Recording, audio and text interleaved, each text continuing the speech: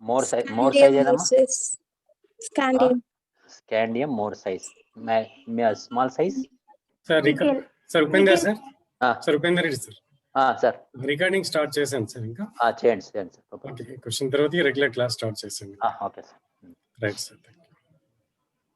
Minimum ఏదమ్మా? Nickel sir. Okay, very good. Any doubt ఇంకేమైనా ఉన్నాయా మీకు చెప్పిన దాంట్లో? If we are not having doubts, I will continue.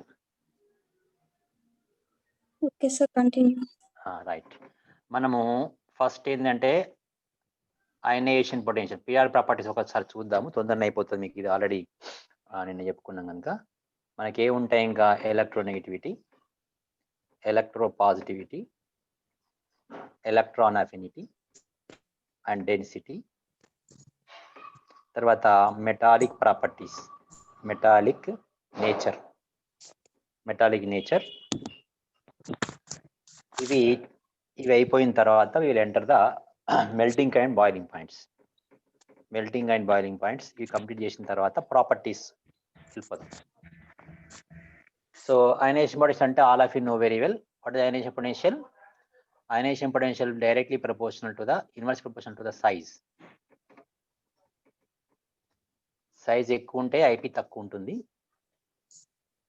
Inverse proportion చెప్పుకున్నాం. Next, and it also depends upon the electronic configuration of element. ఈ రెండింటి మీద ఆధారపడుతుంది. ఎలక్ట్రోనెగటివిటీ మీద ఆధారపడుతుందమ్మా. Electronegativity only on the size and nuclear charge. అంటే size small ఉన్నప్పుడు, size is small, nuclear charge will be more. Sometimes size same ఉన్నప్పుడు కూడా nuclear charge depends upon the number of protons. Yesterday ఒక example చెప్పాం, zirconium, hafnium.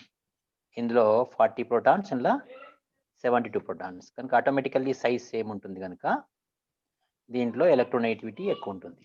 Because attraction power of nucleus will be more, because distance between the nucleus and valence electrons are same, but number of protons are 32 or more here. Ante electronegativity depends upon the size and nuclear charge. Size inverse size and nuclear charge, electronegativity directly proportional, inverse proportional to the size. Size takku unte electronegativity ekku untundi. Malli electropositivity ane size ki proportional ga. Size is more, electropositivity less. అంటే ఇక్కడ ఏంటంటే సైజ్కి దీనికి సంబంధం ఉన్నట్టుగానే electropositivity will be more when size is more. Proportionality ఉంటుంది. అంటే electropositivity అంటే ఏంటిది? Loss of electron is tendency of losing of electron. అది దేనికి ఎక్కువ ఉంటుంది అంటే సైజ్ ఎక్కువ ఉన్నప్పుడు ఉంటుంది. మరి రెండు సైజులు సేమ్ ఉన్నప్పుడు ఏం చెప్పాలి? ఎఫెక్టివ్ న్యూక్లియర్ ఛార్జ్ తక్కువ ఉన్నదానికి ఉంటుంది. Effective nuclear charge will be less then electron positivity will be more. Electron అఫినిటీకి వచ్చేసరికి ఏంటంటే అట్రాక్షన్ టెండెన్సీ. ఈ ఎలక్ట్రోనెగటివిటీకి అపోజిట్ టెండెన్సీ. సో ఎలక్ట్రోనెగటివిటీ ఎక్కువ ఉంది అంటే ఎలక్ట్రాన్ అఫినిటీ కూడా ఎక్కువ ఉన్నట్టే. అంటే అట్రాక్టివ్ టెండెన్సీ ఆఫ్ ఎలక్ట్రాన్ అంటే ఒక ఎలక్ట్రాన్ని చేర్చినప్పుడు రిలీజ్ అయ్యే ఎనర్జీ. సో ఇవన్నీ మనము ఒక్కసారి అవుట్లుక్ చేసుకుంటాము. చేసుకున్న తర్వాత మనం యాక్చువల్ ప్రాపర్టీస్కి వెళ్ళిపోతాము. సో చూడండి, ఇక్కడ మనకు లెఫ్ట్ టు రైట్ పీరియాడిక్ టేబుల్లో ionization potential increases and a dip will come and decreases directly. ఇది chromium IP1. I am discussing about IP1. ఇక్కడ కాపర్ దగ్గర ఇలా డీప్ రావాలి, బట్ అది రావట్లేదు because of other factors. Maybe size factor or maybe heat capacity factor, heat of hydration factor, some other factors. Copper, zinc, copper, nickel, it is order. ఇది బాగా గుర్తుంచుకోండి అమ్మా. సైజ్కి ఇక్కడ రిలేషన్ లేదు. క్రోమియంకి వచ్చేవరకు ఏమవుతుందంటే ఇక్కడ నేను చెప్పుకున్నాం, ఇది unstable configuration 3d5 4s1, but year 3d3 4s2, year 3d5 4s2. ఇవి స్టేబుల్ కన్ఫిగరేషన్, ఇది unstable configuration. Size is in between medium. But అక్కడే మనకి ఇక్కడ కూడా ప్రాబ్లం వస్తుంది. కానీ ఇక్కడ సైజు ఎక్కువ ఉంటుంది. అయినప్పుడు ఏం కావాలి? Copper size will be more than the nickel, less size, copper more size. దీని ప్రకారం ఏం కావాలి? కాపర్లో లెస్ అయనైజేషన్ పొటెన్షియల్ ఉండాలి, but experimentally we are not getting the copper as less ionization potential compared with the nickel.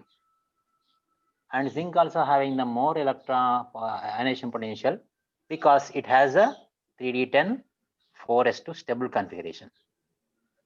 అంటే నిన్న మనం ఏం చెప్పుకున్నాము, సైజ్ అనేది నికెల్ వచ్చారు తగ్గుతుంది, తర్వాత కాపర్లో పెరుగుతుంది, తర్వాత జింక్లో ఇంకా పెరుగుతుంది. కానీ కాపర్కి వచ్చేసరికి ఏమైందనమాట, కాపర్ కన్నా నికెల్ కన్నా కాపర్ పెద్దది కనుక దాని అయనైజేషన్ పొటెన్షియల్ వాల్యూ తక్కువ ఉండాలి. అదేవిధంగా it has 4s1 unstable configuration ఉంది కనుక నిజంగా తక్కువ ఉండాలి, ఇక్కడ లాగానే కుర్మిన్ లాగానే తక్కువ ఉండాలి. బట్ ఫార్చునేట్లీ ప్రాక్టికల్గా ఎక్స్పెరిమెంట్లో చూస్తూ ఉంటే నికెల్ కాపర్ జింక్ ఈ ఆర్డర్లో ఉన్నాయి. ఇది because of the heat of hydrations and lattice energies రకరకాల ప్రాబ్లం వల్ల అలా ఉంటుందనే విషయాన్ని మనం గుర్తుంచుకోవాలి. కనుక ఇది కొంచెం రిమెంబర్ పవర్తోని మెమరీతో ఉంచుకోవాలి. అంటే chromium has the less than the either side of the elements but copper do not like that. ఇది ఫస్ట్ వన్. అండ్ IP2కి వచ్చేసరికి ఏమవుతుందంటే IP2లో ప్రతి ఒక్కటి పెరుగుతుంది. ఇక్కడికి వచ్చే వరకు ఈ 3d5 కనుక ఇలా వస్తుంది. ఇక్కడ కాపర్లో సడన్ గా పెరుగుతుంది ఎందుకంటే 3d10 ఉంటుంది కనుక. ఈ విధంగా chromium and copper has more IP2 values. IP2 అంటే second ionisation potential values after losing 1 electron. అంటే ఇది పోయిన తర్వాత 3d5 స్టేబుల్ గా ఉంటుంది. సో ఆ తర్వాత ఈ విధంగా ఉంటుందని విషయాన్ని తెలుసుకోవాలి. ఇది about the ionization potential values. Electronegativity అంటే మనం ఆటోమేటిక్ చెప్పొచ్చు, electronegativity values always going on increasing. And copper zinc నికెల్కి వచ్చేవరకు నికెల్కి ఎక్కువ ఉంటుంది, కాపర్కు తక్కువ ఉంటుంది, జింక్ తక్కువ ఉంటుంది. Because electronegativity directly proportional to the effective nuclear charge. Effective nuclear charge is directly proportional to the size తక్కువ యూనివర్సిటీ సైజ్ తక్కువ ఉన్నట్టయితే ఎఫెక్టివ్ న్యూక్లియర్ ఛార్జ్ ఎక్కువ ఉంటుంది. షీల్డింగ్ ఎఫెక్టివ్ అన్ని ప్రాబ్లమ్స్ అన్ని ఒక్కొక్కరికి వస్తాయి. ఆటోమేటిక్గా సైజ్ మీదకి డిపెండ్ అవుతాయి. సైజ్ తక్కువ ఉన్న ప్రతి దాంట్లోనూ ఎలక్ట్రోనెగటివిటీ ఎక్కువ ఉంటుంది. ఇప్పుడు మీకు సైజ్ తెలుసు కనుక అన్నింటి మనం ఆటోమేటిక్గా చెప్పుకోవచ్చు. For example zirconium, hafnium, and I am writing mercury and as well as osmium. So tell me the zirconium, hafnium, and one more ruthenium, osmium. A, B, C, D. Out of this, which can have the more electronegativity? Anyone answer? Osmium. Why osmium అంటే ఏం చెప్తారు? Size తక్కువ ఉంటుంది ఆస్మియంది. Yeah, size తక్కువ అంటాం కదా. ఇప్పుడు ruthenium హాస్మియం వచ్చేసరికి ఏమవుతుంది, జిర్కోనియం హాఫ్నియంలో ఏమవుతుంది? Zirconium hafnium size is same. Zirconium hafnium size is same. అదే సమయంలో రుథేనియం ఓస్మియం సైజ్ కూడా సేమ్. కానీ osmium size is less than the zirconium. Ruthenium size is less than zirconium. Osmium size is less than the hafnium. అవునా? ఎందుకంటే నేను చెప్పుకున్నాను ఇట్లా వస్తుందని. ఇది 4D, ఇంకోటి ఇట్లా. ఇక్కడ ఎక్కడ ఉంటుంది మన జిర్కోనియం హాఫ్నియం ఇక్కడ ఉంటుంది, ఓస్మియం ఎక్కడ ఉంటుంది ఇక్కడ ఉంటుంది. అంటే పీరియడ్లో రైట్ సైడ్ కదా.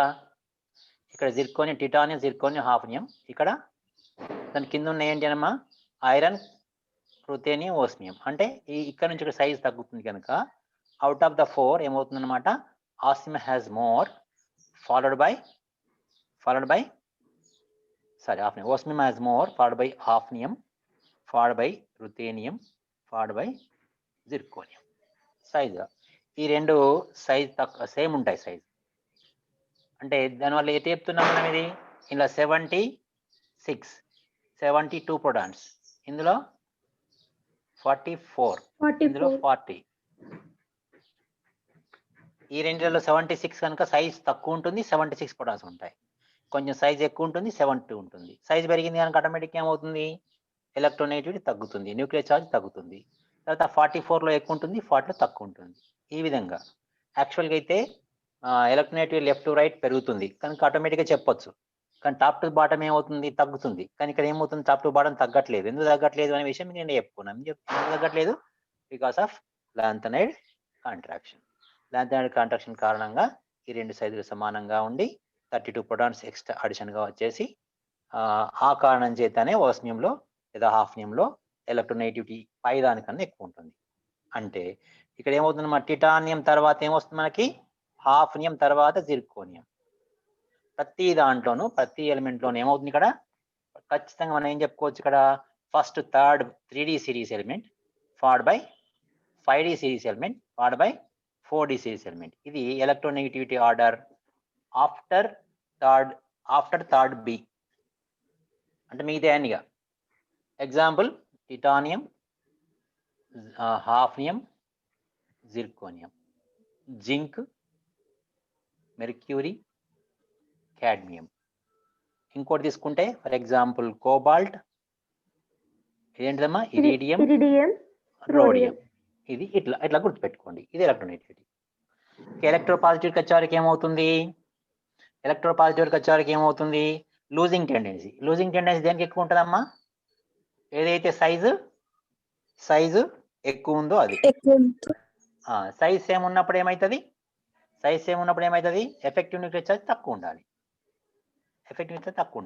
ఉదాహరణకు జిర్కోనియం, హాఫ్నియంలో ఏది మోర్ ఎలక్ట్రోపాజిటివ్ అంటే zirconium is more electropositive than the hafnium. పైనుంచి కిందకి వస్తే ఎలక్ట్రోపాజిటివిటీ తగ్గాలి, కానీ ఇక్కడ తగ్గదు, పెరుగుతుంది ఇక్కడ కొంచెం. అంటే ఇక్కడ అనమాట టిటానియం నుంచి జిర్కోనియంకు తగ్గి జిర్కోనియం నుంచి హాఫ్నియం పెరుగుతుంది. ఎందుకు పెరుగుతుంది అంటే టెండెన్సీ టు లూజ్ అనేది తగ్గుతుంది. దానికి కారణం ఏంటి అంటే లాంథనైడ్ కాంట్రాక్షన్. ఈ విధంగా లాంథనైడ్ కాంట్రాక్షన్ వల్ల ఎలక్ట్రాన్ అఫినిటీస్ కానీ, ఎలక్ట్రోపాజిటివిటీస్ కానీ, ఎలక్ట్రోనెగటివిటీస్ కానీ, డెన్సిటీ కానీ అన్ని మన బియాండ్ అవర్ ఎక్స్పెక్టేషన్, మన సాధారణంగా జనరల్ ట్రెండ్ లో ఉన్న ఎక్స్పెక్టేషన్ కి బియాండ్ ఉంటాయి. కనుక చాలా జాగ్రత్తగా మనం గమనించాలి. ఇక్కడ ఇంకొక చిన్న క్వశ్చన్ ఏంటంటే, out of iron and manganese which can have the more density? Out of iron and manganese which can have the more density అంటే ఐరన్.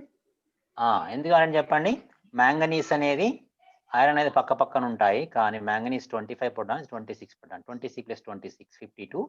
ఇది 25 + 25 అంటే నార్మల్గా ఇంకెక్కువ ఉంటాయి నెంబర్ ఆఫ్ ప్రోటాన్స్, న్యూట్రాన్స్ ఎక్కువ ఉంటాయి, కానీ డబల్ వేస్తున్నాను. ఇది 50 బై సైజ్, ఇది 52 by some size, small size. ఈ రెండు సేమ్ సైజ్ ఉండే ఆల్మోస్ట్. మ్యాంగనీస్, ఐరన్ రెండు same size, almost same size. Why they same size? Left to రైట్కి ఏం కావాలి, సైజ్ తగ్గాలి, కానీ ఎందుకు తగ్గలేదు అంటే మీకు ఏమైనా చెప్పాను. ఏమైంది, ఈ 3d5 4s2, ఇది 3d6 4s2, 1 ప్రోటాన్ ఇంక్రీజ్ అయింది, కానీ ఇక్కడ ఎలక్ట్రాన్స్ కూడా రిపల్షన్, ఇంటర్ఎలక్ట్రాన్ రిపల్షన్ ఎక్కువ అయిపోయింది, కనుక బ్యాలెన్స్ అయిపోయి రెండింటి సైజులో సమానమైంది. తగ్గడానికి బదులు పెరిగిన సైజు ఇది. యాక్చువల్గా లెఫ్ట్ టు రైట్ అనేప్పుడు ఏం కావాలి, 25 నుంచి 26 ప్రోటాన్స్, 1 ప్రోటాన్ ఇంక్రీజ్ అయినప్పుడు అట్రాక్షన్ పెరగాలి, కానీ అదే సమయంలో ఇంటర్ఎలక్ట్రాన్ రిపల్షన్ కారణంగా సైజు కూడా కొద్దిగా పెరిగింది. దానివల్ల బ్యాలెన్స్ అయిపోయి ఈ రెండు సైజు సమానం అయ్యాయి. ఇట్లా మనకు పీరియాడిక్ టేబుల్లో 4D 5Dలు సమానంగా ఉంటాయి, 4D అండ్ 5D ఎలిమెంట్స్ సమానంగా ఉంటాయి. ఆ విధంగా ఐరన్, మ్యాంగనీస్ సమానంగా ఉంటాయి. రుథేనియం, దానికి ఇంకేంటంటే టెక్నీషియం, రుథేనియం ఆల్మోస్ట్ సేమ్ ఉంటాయి. అదేవిధంగా దాని పేరు ఓస్మియంను రైనియం కూడా ఆల్మోస్ట్ సేమ్ సైజ్ కలిగి ఉంటాయి. ఇది పీరియడ్లో. అదేవిధంగా ఇంకా చాలా ఇంపార్టెంట్ విషయం ఏంటంటే మీకు అల్యూమినియం అండ్ గ్యాలియం కూడా సేమ్ సైజ్ కలిగి ఉంటాయి ఆల్మోస్ట్. గ్యాలియం కొంచెం చిన్న సైజ్ కలిగి ఉంటుంది, అల్యూమినియం కన్నా గ్యాలియం కొద్దిగా చిన్నగా ఉంటుంది. యాక్చువల్గా అల్యూమినియం సైజ్ కన్నా గ్యాలియం పెద్దగా ఉండాలి, ఎందుకంటే బోరాన్, అల్యూమినియం, గ్యాలియం ఇట్లా size top to bottom size పెరగాలి. కానీ అల్యూమినియం తర్వాత గ్యాలియం సైజు ఆల్మోస్ట్ సేమ్, ఇంకా కొంచెం గ్యాలియం చిన్నగా ఉంటుంది. దీనికి కారణం ఏంటి అంటే ఈ గ్యాలియం కన్నా ముందు జింక్ ఉంటుంది. జింక్ కన్నా ముందు ఏమొచ్చాయి మనకు, సైజు ఇలా తగ్గి ఇలా వచ్చింది. అంటే డిఆర్టాల్ అనే షీల్డింగ్ అనేది డిఫరెంట్ గా ఉంది. ఒకవేళ డిఆర్టాల్ కనుక లైక్ ఎస్ఆర్టాల్ పిఆర్టాల్ షీల్డ్ చేసి ఉంటే, the shielding power of d orbitals will be like s orbital p orbitals, gallium size will be more than the aluminium boron. అంటే గ్యాలియం సైజ్ ఎందుకు పెరగలేదు ఇక్కడ, ఈ దీనికన్నా ముందున్న స్కాండియం, టిటానియం, వనాడియం అన్నిట్లలో డి ఆర్బిటాల్ అనే షీల్డింగ్ పవర్ చాలా చాలా వీకెస్ట్ గా చూపించింది. ఎందుకంటే దాని డి ఆర్బిటాల్ చాలా పెద్దవి, డిఫ్యూజ్ అయి ఉంటాయి. Because of large diffusion, their density of electrons will be less. Hence, they are poor at the shielding the nuclear power, not like S&P orbital. S&P orbital more shielding than the d orbital. Hence, size going to shrink and come down, and its effect will be on the gallium. Hence, gallium size will be less and almost equal to aluminum and somewhat less than the aluminum. అంటే lanthanide contraction ఎట్లా జరిగిందో, lanthanide contraction ఏం జరుగుతుందమ్మా? Lanthanide after hafnium అంటే in between that 14 elements వస్తాయి. ఇందులో because of f orbital is very very less shielding effect and the size of the hafnium will be very less, equal to almost zirconium. ఇది lanthanide contraction effect ఎట్లా ఉంటుందో ఇక్కడ d orbital యొక్క unusual not expected less poor shielding effect వల్ల దాని తర్వాత వచ్చే gallium కూడా అల్యూమినియం కన్నా చిన్నగా ఉంటుంది. కనుక పీరియాడ్ టేబుల్లో aluminium, gallium, iron and manganese అదేవిధంగా 3D 4D elements almost same size కలిగి ఉంటాయి. సేమ్ సైజ్ కలిగి ఉన్నప్పుడు ఏమైతే అనమాట? చెప్పండి ఇప్పుడు నాకు, out of aluminium and gallium which is the more electronegativity? Aluminium and gallium which is more electronegativity? Aluminium. Aluminium and gallium more electronegativity ఏదమ్మా? అల్యూమినియం. Gallium sir. గ్యాలియం. మీ ఫాలో అవుతారు కొంతమంది. ఇప్పుడే చెప్పాను కదమ్మా, గ్యాలియం సైజ్ ఇస్ లెస్.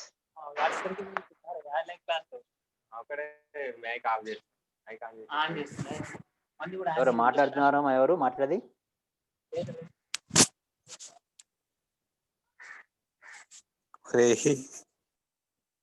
మీరు అవసరం కోసం మాట్లాడినమ్మా మీరు. సో గ్యాలియం సైజ్ ఎందుకు, గ్యాలియం ఎందుకమ్మా? గ్యాలియం సైజ్ తక్కువ ఉంటుంది అల్యూమినియం కన్నా. ఈ కాన్సెప్ట్ అర్థమైందా లేదా? ఏమో మాట్లాడరు. ఓకే, అల్యూమినియం ఎందుకైంది? ఎందుకని చెప్పాను? డి బ్లాక్ లో ఈ విధంగా సైజ్ ఎఫెక్ట్ ఇట్లా వచ్చింది. ఇది ఇట్లా రావడం గల కారణం డి ఆర్బిటాల్ లో పూర్ షీల్డింగ్ ఎఫెక్ట్ స్టార్టింగ్ లో, తర్వాత కొద్ది ఎక్కువ, మొత్తం మీద ఎస్ ఆర్బిటాల్ కన్నా పి ఆర్బిటాల్ కన్నా షీల్డింగ్ ఎఫెక్ట్ చాలా తక్కువ.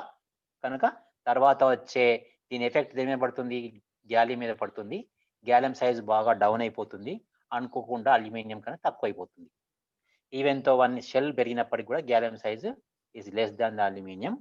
సో అందువల్ల మనకు gallium has more electronegativity, less electropositivity and more density. Aluminium, గ్యాలియంలో gallium has more density.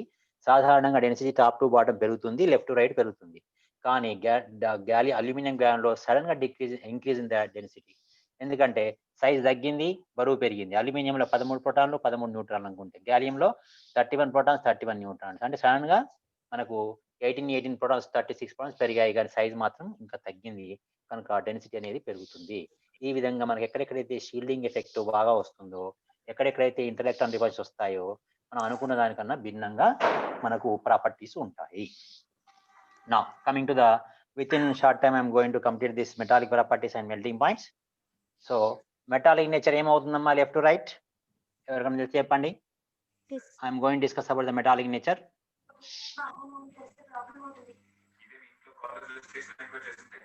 So metallic nature అంటే ఏంటో చెప్పుకోండి ఫస్ట్. మెటాలిక్ నేచర్ అంటేనమ్మా లూజింగ్ టెండెన్సీ ఆఫ్ ఎలక్ట్రాన్స్, ఈజీగా ఎలక్ట్రాన్ కోల్పోవడం, అంటే ఎలక్ట్రోపాజిటివిటీ మోర్ ఉంటుంది. First electropositivity will be high. రెండు, వెరీ సాఫ్ట్ గా ఉంటాయి. One can cut with the knife. మూడవది షోస్ ద లస్చర్, ద్యుతిని ప్రదర్శిస్తాయి. తర్వాత మ్యాలబిలిటీ అండ్ డక్టిలిటీ, తెలుగులో ఏమంటారు దీన్ని? కాంతవత అఘాతవర్ధనీయత, డక్టిలిటీ అంటారు. అంటే ఏంటమ్మా మ్యాలబిలిటీ, డక్టిలిటీ అంటే అనమాట, ఒకటేమో పలుచని రేకులుగా మార్చడం, ఒకటేమో తీగలుగా సాగదీయడం. ఇది ఈ నేచర్ అనమాట. లెస్ ఎలక్ట్రోనెగటివిటీ, చాలా తక్కువ ఉంటుంది. Less IP values, conductors, more conducting heat and electricity. These are the properties of metals, most important properties. ఇవి వేటికి ఎక్కువ ఉన్నాయో వాటిని మనం ఏమంటాం? గుడ్ మెటల్ అంటాం. ఇప్పుడు చెప్పండి, ఈ ప్రాపర్టీస్ ప్రకారము ఎవరైనా metallic properties left to right ఏమవుతాయి పీరియడ్ టేబుల్లో, టాప్ టు ద బాటమ్ ఏమవుతాయి? మీరు ఊహించుకొని చెప్పండి, నో ప్రాబ్లం. తప్పు పోయినా నేను చూసుకుంటా, నేను చెప్తాను. ఏంటమ్మా? లూజింగ్ టెండెన్సీ, ఎలక్ట్రోపాజిటివిటీ ఎక్కువ ఉండాలి, సాఫ్ట్గా ఉండాలి, ఇట్లా బెల్లం కోసిన మనం కట్ చేసినట్టు కట్ చేయగలగాలి ఈజీగా, ద్యుతి మెరవాలి, బాగా మెరవాలి. ఇప్పుడు బంగారం మెరుస్తుంది, కాపర్ మెరుస్తుంది, ఐరన్ కట్ చేసినప్పుడు ఐరన్ కూడా మెరుస్తుంది, ఇలా మెరుపు ఉండాలి. తర్వాత మ్యాలబుల్ డక్టిలిటీ, మనం దాన్ని ఇట్లా తీగలుగా సాగదీయగలగాలి, పలుచని రేకులుగా మార్చగలగాలి, అవి హీట్ను కానీ ఎలక్ట్రిసిటీని కనెక్ట్ చేయాలి. ఇది మెటాలిక్ నేచర్. దీని ప్రకారము మీరు ఎవరైనా ఆన్సర్ చెప్పగలిగితే బెటర్. ఏంటిది? What happens top to the bottom and left to right? Left to right increases. Very good. Top to the bottom Decreases. Yes, very good. Decrease. ఎందుకు డిక్రీజ్ అవుతుంది? Top to the bottom size పెరుగుతుంది, size పెరిగినప్పుడు electropositivity తగ్గుతుంది, ఎలక్ట్రోపాజిటివిటీ పెరుగుతుంది, electronegativity తగ్గుతుంది, IP తగ్గుతుంది. ఆ విధంగా టాప్ టు బాటమ్ ఏం కావాలి? In a period general trend, ఇక్కడ రాస్తున్న జనరల్ ట్రెండ్ ఎక్స్పెక్టెడ్ ఏంటిది? Metallic nature decreases, increases in a group, increases in a group and decreases in a period. చూడండి, సోడియం ఉందనుకోండి. ఇప్పుడు సోడియము అంటే ఇక్కడ మనకు కొంచెం అర్థం కావాలి, మెటాలిక్ బాండ్ అర్థం కావాలి. మీకు అది అయిందో లేదో కానీ నేను కొంచెం ఒక 2 నిమిషాలు చెప్పేసి, మెటాలిక్ బాండ్లో మనం ఒక థియరీ ఉంది, ఆ ఒక థియరీ చెప్పుకుందాం, అన్న అవసరం లేదు. Metallic bond theory, metallic theory ఏందనమాట? Electronic pool theory or low range theory చదువుకుంటాం మనం. చెప్పండి, వినున్నారా మీరు? అవసరం ఉన్నప్పుడు అన్మ్యూట్ చేయండి అమ్మా. ఫస్ట్ మ్యూట్ చేసుకోండి అందరూ, అవసరం ఉన్నప్పుడు అన్మ్యూట్ చేసి మాట్లాడండి. సో చూడండి అమ్మా, ఈ ట్రెండ్ ఏంటి అర్థం కావాలంటే ఏం చేయాలి మనం? ఇప్పుడు మనకు అర్థం కావాల్సింది ఏంటిది అంటే, వాట్ ఈస్ మెటల్ బాండ్ ఎట్లా ఉంటుంది? ఎలక్ట్రాన్ పూల్ థియరీ ప్రకారము ఒక హైలీ ఎలక్ట్రోపాజిటివ్ ఎలిమెంట్ ఫస్ట్ ఏమవుతుంది? అన్ని ఎలక్ట్రాన్ను విడిచిపెడితే ఒక పూల్ సి లాగా తయారవుతుంది. ఇవన్నీ నెగటివ్ ఛార్జుల్లో పాజిటివ్ ఛార్జ్ ఆయాన్స్ అన్ని కూడా ఎంబార్డ్ అయి ఉంటాయి. ఇది మనకు సెకండ్ ఇయర్ ఇనార్ కెమిస్ట్రీలో వస్తుంది, కానీ వినండి ఒకసారి, ఎందుకంటే ఇది అవసరం. ఇప్పుడు ఇలా ఉన్నప్పుడు ఏమవుతుంది అంటే, ఈ కేటయాన్ బయటికి వెళ్ళిపోకుండా ఎలక్ట్రాన్ క్లౌడ్ పట్టుకుంటుంది. ఎలక్ట్రాన్ క్లౌడ్ పట్టుకోకుండా కేటయాన్ చార్జెస్ ఉంటాయి. అంటే ఈ ఎలక్ట్రాన్ అనేది ఒక గ్యాస్ లాగా, అంటే మొత్తం ఫామ్ అవుతుంది, ఎలక్ట్రాన్ క్లౌడ్ లాగా ఫామ్ అవుతుంది. ఆ క్లౌడ్ లో ఇవి ఎంబార్డ్ అయి ఉంటాయి. వీటి మీద బాండ్ అనేది కేవలం అయానిక్ అట్రాక్షన్ ఉంటుంది పాజిటివ్ నెగిటివ్ ఛార్జ్కి. ఇప్పుడు మనం ప్రెస్ చేసినాం అనుకోండి, ఇది ఇలా అయిపోతుంది, ఇలా పొడుగవుతుంది. ఇలా అన్నిట్లలో ఎలక్ట్రాన్స్ ఇలా మారిపోతాయి, ప్లస్ మైనస్ ప్లస్ ఆయన్లు అంతా మారిపోతాయి. మనం తీగలుగా సాగదీయవచ్చు. ఇది withstand the pressure, mechanical pressure తట్టుకోదు, కిందికి ఇట్లా బెండ్ అవుతుంది. ఇంకా ఇటువైపు నుంచి మనం ఎలక్ట్రిసిటీ పాస్ చేస్తే ఈ ఎలక్ట్రాన్స్ ఆ ఎలక్ట్రాన్ మోసుకొని ఇంకొక వైపు వెళ్ళిపోతాయి. అందువల్ల ఇది కండక్టివిటీ ఎలక్ట్రిసిటీ ఉంటుంది. ఇవన్నీ మనము మెటాల్ నేచర్లో ఉంటాయి. మరి మెటాల్ నేచర్ ఎక్కువ ఉండాలంటే ఏం కావాలన్నమాట? ఇలా ఎలక్ట్రాన్ మధ్య అట్రాక్షన్ పవర్ వీక్ గా ఉంటే ఈజీగా మనం డక్టిలిటీ మేరబిలిటీ చేయొచ్చు. ఈ ప్లస్ కు మైనస్ మధ్య అట్రాక్షన్ తక్కువ ఉండాలి. తక్కువ ఉంటే ఏమవుతుంది? ఈజీగా తీగలుగా సాగదీయవచ్చు, ఈజీగా ప్లేట్ గా మార్చవచ్చు. ఇవి ప్లస్ ఛార్జ్ వీటి మధ్య బాగా అట్రాక్షన్ పవర్ ఎక్కువ ఉందనుకోండి, బాగా బాండ్ హార్డ్ గా ఉండి, బాండ్ మెటల్ కి అయానికి మధ్య ఎలక్ట్రాన్స్ అయానికి మధ్య బాగా బాండ్ స్ట్రాంగ్ గా ఉండి, మనం we can't make it ductile and we can't make it malleable. వాటిని మనం షీట్ లాగా మార్చలేము. కనుక మనం ఇప్పుడు ఏం చెప్తున్నాను ఇక్కడ అంటే, మనకి ఏం చేయాలి? సోడియం ఉంది, మెగ్నీషియం ఉంది. ఫర్ ఎగ్జాంపుల్ మీకు అర్థం కావడం కోసం చెప్తున్నాను. సోడియం తీసుకుంటున్నాను, ఒక కోటి సోడియం ఉన్నాయనుకుందాం మన దగ్గర. ఇవి కోటి అంటే 10⁻⁶ అనుకుందాం. ఇవి ఏం చేసాయి? 10⁻⁶ Na+ ఆయన్లు అయ్యాయి, ప్లస్ 10⁻⁶ ఎలక్ట్రాన్స్ ని బయటకు విడిచిపెట్టాయి. 10⁻⁶ ఎలక్ట్రాన్స్ ఇలా ఇలా ఇలా ఇలా ఇలా ఒక పూల్ లాగా తయారైపోయాయి. మధ్యలో ఇక్కడ మనకు Na+ 10⁻⁶ ఈ విధంగా ఉండిపోయాయి. ఇప్పుడు ఈ ప్లస్ కు ఎలక్ట్రాన్ మధ్య ఛార్జ్ అనేది సైజ్ మీద ఆధారపడుతుంది. Na సైజ్ పెద్దది కనుక ఎలక్ట్రాన్ మధ్య అట్రాక్షన్ తక్కువ ఉంటుంది. అదే లిథియం అయినట్టయితే ఏమవుతుంది? లిథియం సైజ్ చిన్నది కనుక ఏమవుతుంది? ఈ ఎలక్ట్రానిక్ దీని మధ్య అట్రాక్షన్ ఎక్కువ ఉంటుంది.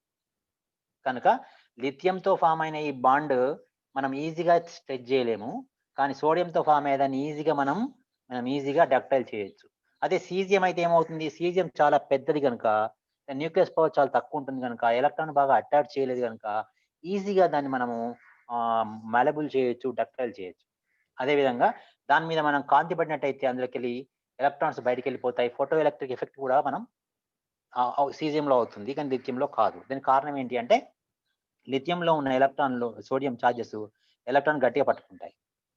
ఇక్కడ బాగా అర్థం కావాల్సింది ఏంటిది, లిథియం ప్లస్ ఎలక్ట్రాన్ చార్జ్ అంటే సోడియంలో ఉన్న ఎలక్ట్రాన్లు ఈ 10⁶ లిథియం తీసుకున్నా అంతే, 10⁻⁴ సోడియం తీసుకున్నా అంతే, 10⁻⁴ పొటాషియం తీసుకున్నా అంతే, సేమ్ ఇట్నే వస్తాయి. కానీ లిథియంకున్న ఎలక్ట్రాన్ మధ్య అట్రాక్షన్ ఎక్కువ, సోడియంకును ఎలక్ట్రాన్ మధ్య అట్రాక్షన్ తక్కువ, పొటాషియంకు ఎలక్ట్రాన్ అట్రాక్షన్ ఇంకా తక్కువ, సీజియంకు ఎలక్ట్రాన్ మధ్య అట్రాక్షన్ ఇంకా తక్కువ. అంటే ఏమవుతుంది అనమాట, అట్రాక్షన్ అనేది depend upon the size and charge. Size పెరుగుతుంది, చార్జ్ తగ్గుతుంది. సైజ్ పెరిగినప్పుడు ఆటోమేటిక్ గా ఒకటి చార్జ్ కనుక తగ్గిపోతుంది. అంటే సైజ్ పెరిగినప్పుడు దాని చుట్టూ వ్యాపించే డిఫ్యూజన్ అయ్యే ఛార్జ్ తక్కువ ఉంటుంది. ఎలక్ట్రోనెగటివిటీ తగ్గిపోతుంది, అయనైజేషన్ పొటెన్షియల్ తగ్గిపోతుంది, అట్రాక్షన్ పవర్ తగ్గిపోతుంది. కనుక ఎలక్ట్రాన్ గట్టిగా పట్టుకోలేకపోవడం వల్ల మనం ఈజీగా సుత్తితో కొడితే మనం ఇట్లా ఈజీగా కట్ చేయవచ్చు. కానీ దీన్ని మనము ఇక్కడ నుంచి మెగ్నీషియంకి వచ్చామనుకోండి, ఏమవుతుంది, సేమ్ 10⁻⁶ మెగ్నీషియం తీసుకున్నాం అనుకోండి, మెగ్నీషియం వ్యాలెన్సీ 2 కనుక ఏమవుతుంది అనమాట, 2 × 10⁻6 ఎలక్ట్రాన్స్ అంటే 2 కోట్ల ఎలక్ట్రాన్లు వస్తాయిడా. ఇవి మెగ్నీషియం మాత్రం 2 కోటే ఉంటాయి. ఈ +2కు ఎలక్ట్రాన్ మధ్య అట్రాక్షన్ చాలా స్ట్రాంగ్ గా ఉంటుంది కనుక మెటాలిక్ బాండ్ వీక్ అవుతుంది. మెటాలిక్ బాండ్ బాగా అంటే మెటల్ నేచర్ వీక్ అవుతుంది, మెటాలిక్ బాండ్ స్ట్రాంగ్ అవుతుంది. మెటాలిక్ నేచర్ అంటే ఏంటిది, ఈజీగా లూజింగ్ ఆఫ్ ఎలక్ట్రాన్స్ కాదు, పాసిబుల్ కాదు. ఈజీగా మనం డక్టిలిటీ మ్యాలబిలిటీ చేయరాదు. కనుక నెక్స్ట్ అల్యూమినియం వచ్చినాక ఏమవుతుంది, అల్యూమినియం +3లో ఉన్న 3 మోల్ ఎలక్ట్రాన్ల మధ్య అట్రాక్షన్ ఇంకా ఎక్కువ ఉంటుంది కనుక ఇంకా కూడా మనం దాన్ని షీట్ లాగా మార్చడం కానీ మ్యాలబుల్ డక్టైల్ చేయడం కానీ కుదరదు. ఆ తర్వాత సిలికాన్కి వచ్చేసరికి సిలికాన్ లో మనకు అది కోవలెంట్ బాండ్స్ ఉంటాయి. అసలు అయానిక్ బాండే కాదు అది. సిలికాన్ అనేది మెటాలిక్ బాండే కాదు కనుక, మెటల్ కనుక నాన్ మెటల్ కనుక మనం అక్కడ ఆగిపోతాం. కానీ ఎక్కడైనా వ్యాలెన్సీ ఎక్కువ ఉన్నప్పుడు అది మెటాలిక్ బాండ్ తక్కువ చూపిస్తుంది. దీని ప్రకారము మనకు లెఫ్ట్ టు రైట్ ఏమవుతుంది, left to right metallic bond తగ్గిపోతుంది, top to the bottom metallic bond పెరుగుతుంది. అయితే మనకు చాలా ఇంట్రెస్టింగ్ విషయం ఏంటంటే మెటాలిక్ నేచర్ అనేది మనకు స్కాండియం నుండి క్రోమియం వరకు, మ్యాంగనీస్ వరకు మెటాలిక్ నేచర్ తగ్గుతుంది. మెటాలిక్ నేచర్ తగ్గుతుంది. ఎందుకు తగ్గుతుంది చూడండి, బాగా జాగ్రత్త. స్కాండియం +3, క్రోమియం +3, మ్యాంగనీస్ +2 అన్ని ఒక్కొక్క స్కాండియం 3 ఎలక్ట్రాన్లను, క్రోమియం 3 ఎలక్ట్రాన్లను, వాని అన్ని 3 ఎలక్ట్రాన్లు విడిచిపెట్టాయి. ఇంతకు చెప్పిన పూల్లోకి వచ్చేవారికి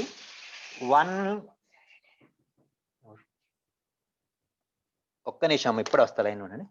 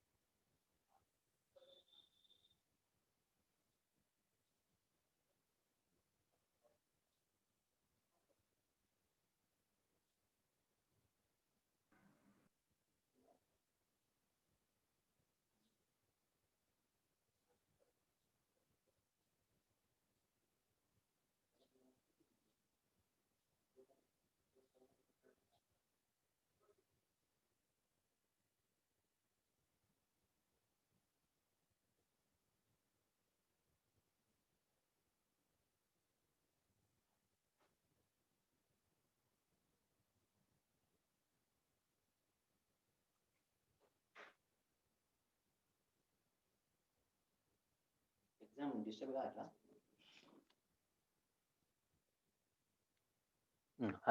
సారీ అమ్మా.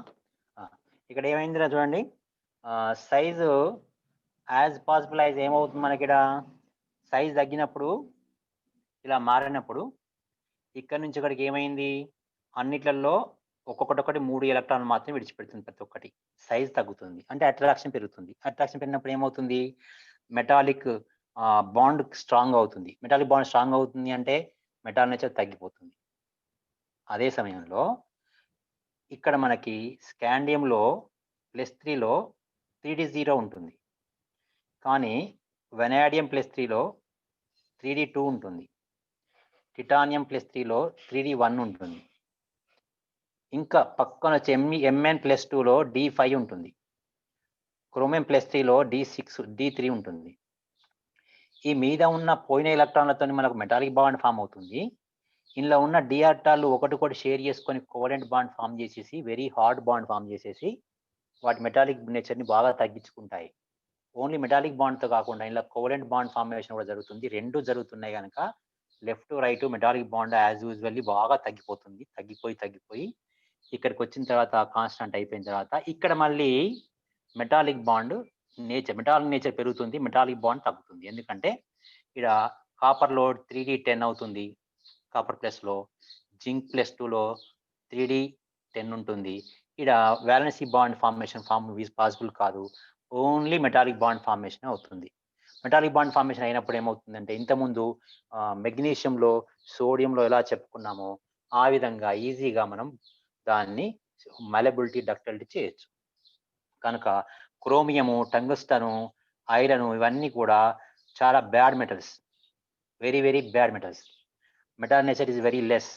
మెల్లగా ఇక్కడ నుంచి మెటాల్ నేచర్ మళ్ళీ, ఎందుకంటే ఇక్కడ D5 కోవలెంట్ బాండ్స్ ఫామ్ అవుతాయి, ఇక్కడ D4, D3, D2 మెల్లమెల్ల covalent bonds తగ్గుతూ వచ్చి మళ్ళీ మెటాల్ నేచర్ పెరిగి ఇలా కోవలెంట్ బాండ్ 0 అయిపోయి మొత్తం మెటాలిక్ బాండ్ చాలా వేగంగా పెరుగుతుంది. అంటే మనకి ఏమవుతుందన్నమాట, metal nature slightly first metal nature decrease అవుతుంది, అప్ టు సర్టెన్ అయిన తర్వాత మళ్ళీ పెరుగుతుంది, మళ్ళీ తర్వాత ఇంకా పెరుగుతుంది. అంటే మనకు copper, silver, gold, zinc, cadmium, mercury are best metals compared with the all these. Scandium తర్వాత మళ్ళీ ఇవన్నీ మెటాల్ నేచర్ తగ్గిపోయి ఇక్కడ మెటాల్ నేచర్ పెరుగుతుంది. మెటాల్ నేచర్ అంటే ఏంటిది, మెటాలిక్ బాండ్ అంటే ఏంటిది, బాగా కన్ఫ్యూజ్ కావద్దు. ఇక్కడ మెటాలిక్ బాండ్ అంటే ఈ వ్యాలెన్సీ ఎలక్ట్రాన్స్ అన్ని పోయిన తర్వాత ఎలక్ట్రాన్ పూల్ ఫామ్ అయిన తర్వాత ఒకటికొకటి అట్రాక్ట్ అయ్యేదాన్ని మనం మెటాలిక్ బాండ్ అంటాము. ఆ మెటాలిక్ బాండ్ లో అట్రాక్షన్ ఎక్కువ ఉంటే మెటాల్ నేచర్ తక్కువ ఉంటుంది. మెటాల్ నేచర్ అంటే ఏంటిది, ఈజీగా కట్ విత్ నైఫ్. ఈజీగా కట్ విత్ నైఫ్ అంటే ఏమవుతుంది అనమాట, అది కావడానికి వీలు లేదు. ఎందుకంటే ఇక స్ట్రాంగ్ +3 ఎలక్ట్రాన్ బాండ్ బాగా స్ట్రాంగ్ ఉంటుంది. దాంతో పాటు ఈ వ్యాలెన్సీ బాండ్స్ కూడా ఫామ్ అవడం వల్ల we can't make into malleable, we can't make into ductile. But copper, silver, gold, zinc, cadmium, mercury మనం ఈజీగా డక్టైల్ మ్యాలబుల్ చేస్తాము. కనుక ఇక్కడ ఒకసారి మళ్ళీ మనకు మెటాల్ నేచర్ పెరుగుతుంది. స్టార్టింగ్ లో మెటాల్ నేచర్ తగ్గుతుంది, ఇక్కడ తగ్గిన తర్వాత మళ్ళీ సగం తర్వాత మళ్ళీ పెరుగుతుంది. చివరిలో second and A and first B గ్రూపుల్లో మాక్సిమం మెటాల్ నేచర్ ఉంటుంది. స్టార్టింగ్ లో ఉన్న పొటాషియంలో, కాల్షియంలో బాగా ఎక్కువ ఉంటుంది, తర్వాత తగ్గుతూ వస్తుంది, ఇక్కడ మళ్ళీ సడన్ గా పెరుగుతుంది. దీనికి కారణం ఏంటి అంటే మధ్యలో మనకు valency bonds along with metallic bonds form అవడం అనేది చాలా చాలా ఇంపార్టెంట్ ఇన్ఫర్మేషన్. కనుక ఇక్కడ మనం ఐరన్ కానీ, క్రోమియం కానీ, దాని కింద ఉన్న ఎలిమెంట్స్ కానీ మనం ఈజీగా కట్ చేయలేము, ఈజీగా డ్రై చేయలేము, ఈజీగా మ్యాలబుల్ చేయలేము, ఈజీగా డక్టైల్ చేయలేము. దీనికి కారణం ఏంటంటే along with the metallic bond they can possess the valency bonds.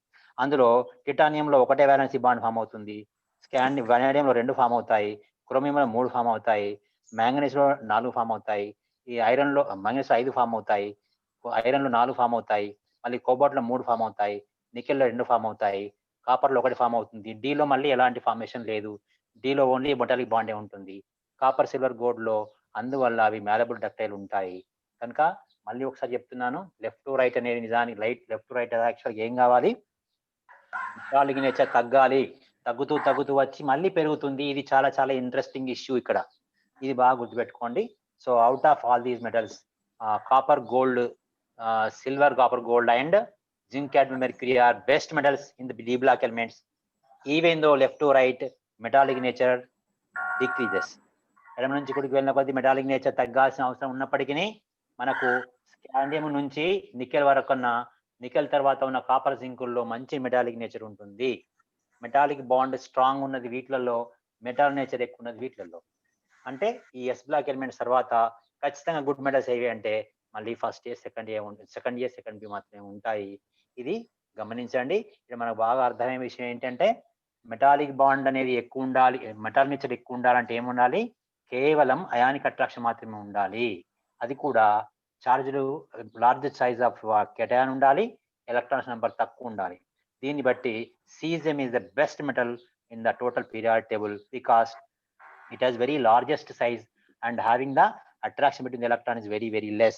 Then cesium is the best metal and lithium is in that group. Lithium is very bad metal of the alkali groups, followed by the second A group, followed by the zinc group and copper group. These are the best metals. Remaining are bad metals. Metallic nature is different from the metallic bond. Strong metallic bond, poor metallic nature, weak metallic bond, and strong good metallic nature. This is one of the important point. And coming to the melting points of the melting points. So ఇది అర్థం చేసుకోండి. ఇప్పటి same కారణం వల్ల melting points increases and decreases and still decrease. Zinc అన్నిటికన్నా తక్కువ, zinc తక్కువ అమ్మా. మెల్టింగ్ పాయింట్ జింక్ తక్కువ.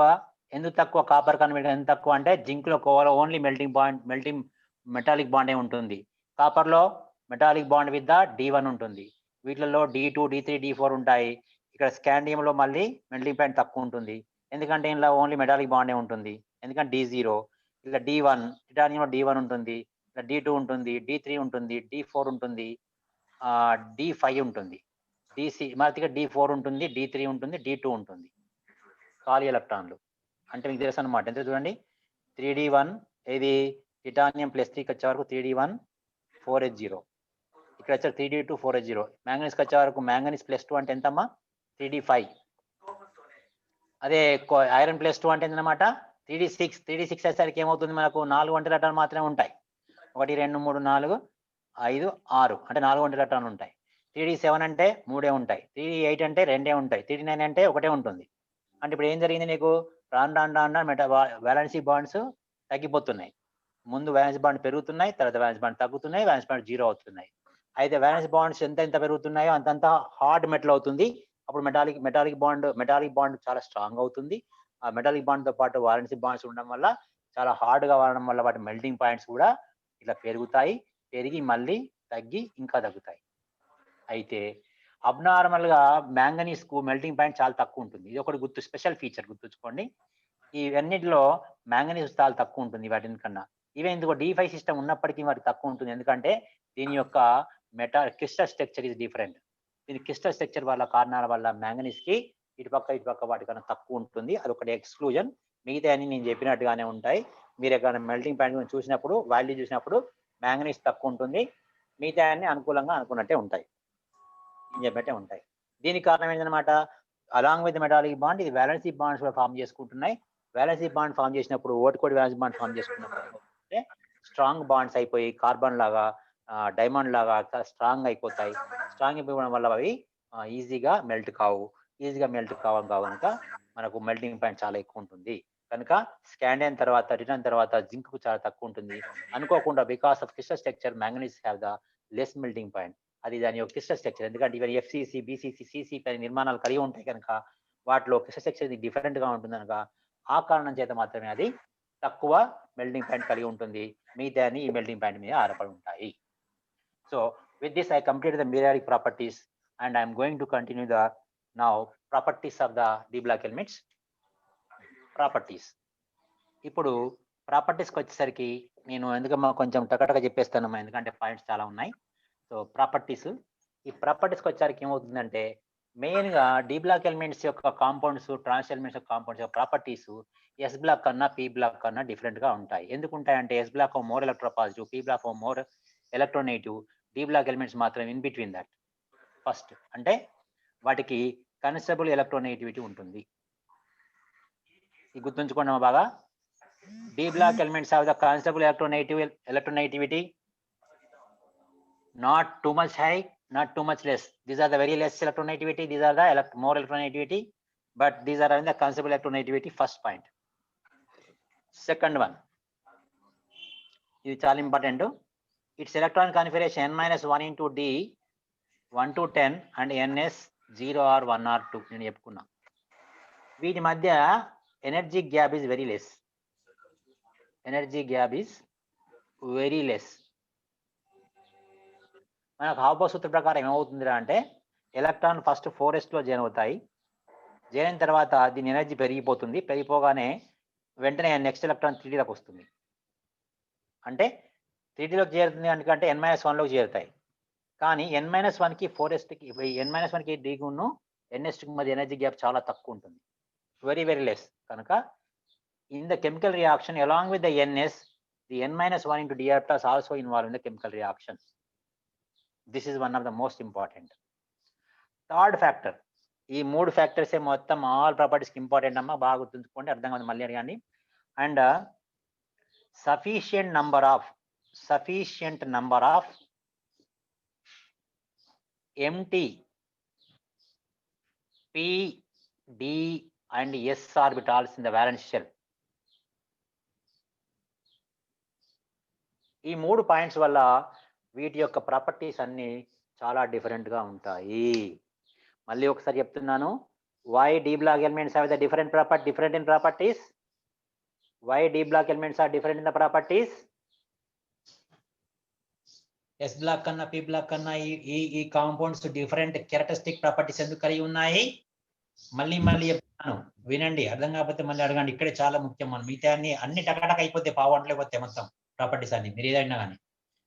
అందువల్ల మీరు చాలా చాలా స్ట్రాంగ్ గా చెప్పండి ఇక్కడ, ప్రాపర్టీస్ ఆఫ్ కన్స్టబుల్ ఎలక్ట్రోనెగటివిటీ అంటే ఎస్ బ్లాక్ కన్నా ఎస్ ఆర్టాల కన్నా ఎక్కువ ఉంటుంది, పి ఆర్టాల కన్నా తక్కువ ఉంటుంది, కన్స్టబుల్ వన్ ఉంటుంది. మరి పూర్తి తక్కువ కాదు, పూర్తి ఎక్కువ కాదు. తర్వాత ఈ క్యారెక్టర్ కన్ఫిగరేషన్ లో ఈ ఎనర్జీ ఏమిటనమాట, ఈ ఎనర్జీ అనేది వీటికన్నా మధ్య గ్యాప్ అనేది చాలా తక్కువ ఉంటుంది. రియాక్షన్ లో ఒక ఎన్ఎస్ఏ కాదు, అంతో పాటు ns-1 డి ఆర్టాలు కూడా పాల్గొంటాయి. అంటే లోపలి కక్షలోని ఎలక్ట్రాన్ కూడా పాల్గొనే అవకాశం ఉంటుంది ఎనర్జీ గ్యాప్ తక్కువ ఉండడం వల్ల. ఇది ఒకటి. రెండవది, బ్యాలెన్స్ కక్షలో సఫిషియెంట్ నెంబర్ ఆఫ్ పిడి ఆర్టాలు ఉంటాయి, అంటే అట్రాక్షన్ పవర్ ఉంటుంది. ఇక్కడనేమో పి ఆర్టాలకి అట్రాక్షన్ పవర్ చాలా ఎక్కువ ఉంటుంది, కానీ balance shell not completely having the sufficient number of s p d orbitals. వీటికి అట్రాక్షన్ పవర్ అసలే ఉండదు. They cannot attract the electrons, they attract more but do not have the sufficient balance electrons. కనుక ఈ మధ్యలో ఉన్న డి ఆర్టాలు, డి కాంపౌండ్స్, వాటికి సఫిషియెంట్ కన్స్టబుల్ ఎలక్ట్రోనెగటివిటీ ఉంటుంది, as well as sufficient valency orbitals ఉంటాయి, ఎంటీ ఆర్టాల్స్. అదే సమయంలో డి అండ్ ఎస్ రెండు కూడా ఇన్వాల్వ్ అవుతాయి. దీనికి కారణం ఏంటంటే రెండింటి మధ్య గ్యాప్ అనేది చాలా తక్కువ ఉంటాయి. ఈ 3 కారణాల వల్ల మనకు డిఫరెంట్ ప్రాపర్టీస్ వస్తాయి. దాంట్లో ముఖ్యంగా మనకు the properties are important properties are first of all oxidation space, magnetic properties, color properties, catalytic activity, complex formation ability, reduction potential, different reduction potentials. ఇవి చాలా ఇంపార్టెంట్ ప్రాపర్టీస్. మీ దృష్టిలో ఇప్పుడు అన్ని వచ్చి ఉంటాయి కనుక నేను డైరెక్ట్ గా పాయింట్ టు పాయింట్ వెళ్తాను. ఎవరికన్నా క్వశ్చన్స్, డౌట్స్ ఉంటే టక్ అడగవచ్చు. ఆక్సిజన్ స్టేట్స్ కానీ, మ్యాగ్నెటిక్ ప్రాపర్టీస్ కానీ, కలర్ ప్రాపర్టీస్ కానీ, క్యాటలైటిక్ యాక్టివిటీస్ కానీ, కాంప్లెక్స్ ఫార్మేషన్ కానీ, లేదా లాస్ట్ లో చెప్తున్న రిడక్షన్ పొటెన్షియల్స్ కానీ వీటి భిన్నంగా ఉంటాయి. వీటి గురించి మనం చెప్పుకుంటే ఈ టాపిక్ అయిపోతుంది. ఇది మీకు చాలా ఈజీగా ఉంటుంది, ఎందుకంటే కోఆర్డినేషన్ కాంపౌండ్స్ విన్నారు కనుక ఇవి చాలా ఈజీగా అయిపోతాయి. నేను అందుకే ముందు భాగంలో బాగా స్ట్రెస్ చేశాను మీకు. చాలా మందికి ఎగ్జామినేషన్ లో ముందు భాగంలో, ఇంతకుముందు చెప్పిన భాగానికి క్వశ్చన్స్ బాగా మీరు చేయలేకపోతుంటారు. వీటిని చేయాలంటే ఇది ఈజీ, ఎందుకంటే ఇప్పుడు చెప్పిన 3 కారణాల వలన ఇవన్నీ మారుతూ ఉంటాయి. సో ఫస్ట్ ఆక్సిజన్ స్టేట్ వచ్చేసరికి ఏంటనమాట, ఇది +1 యూనిట్ ఉంటాయి. ప్రతి అంటే డిఫరెన్స్ ఇన్ ద ఆక్సిజన్ ఏంటి, వేరియబుల్ వ్యాలెన్సీ అంటాం. వేరియబుల్ వ్యాలెన్సీ చూస్తాయి అంటే ఏంటిది అంటే ఎస్ బ్లాక్ లో ఫస్ట్ గ్రూప్ లో +1 ఉంటుంది, సెకండ్ గ్రూప్ +2 ఉంటుంది, థర్డ్ గ్రూప్ వచ్చేవరకు +3 +1 ఉంటుంది, ఫోర్త్ గ్రూప్ వచ్చేవరకు +4 +2 ఉంటుంది, ఫిఫ్త్ గ్రూప్ వచ్చేవరకు +3 +5 ఉంటుంది, సిక్స్త్ గ్రూప్ వచ్చేవరకు +2 +4 +6 ఉంటుంది, అండ్ సెవెంత్ గ్రూప్ వచ్చారు +1 +3 +5 +7 అనేవి వ్యాలెన్సీ ఆక్సిజన్ స్టేట్స్.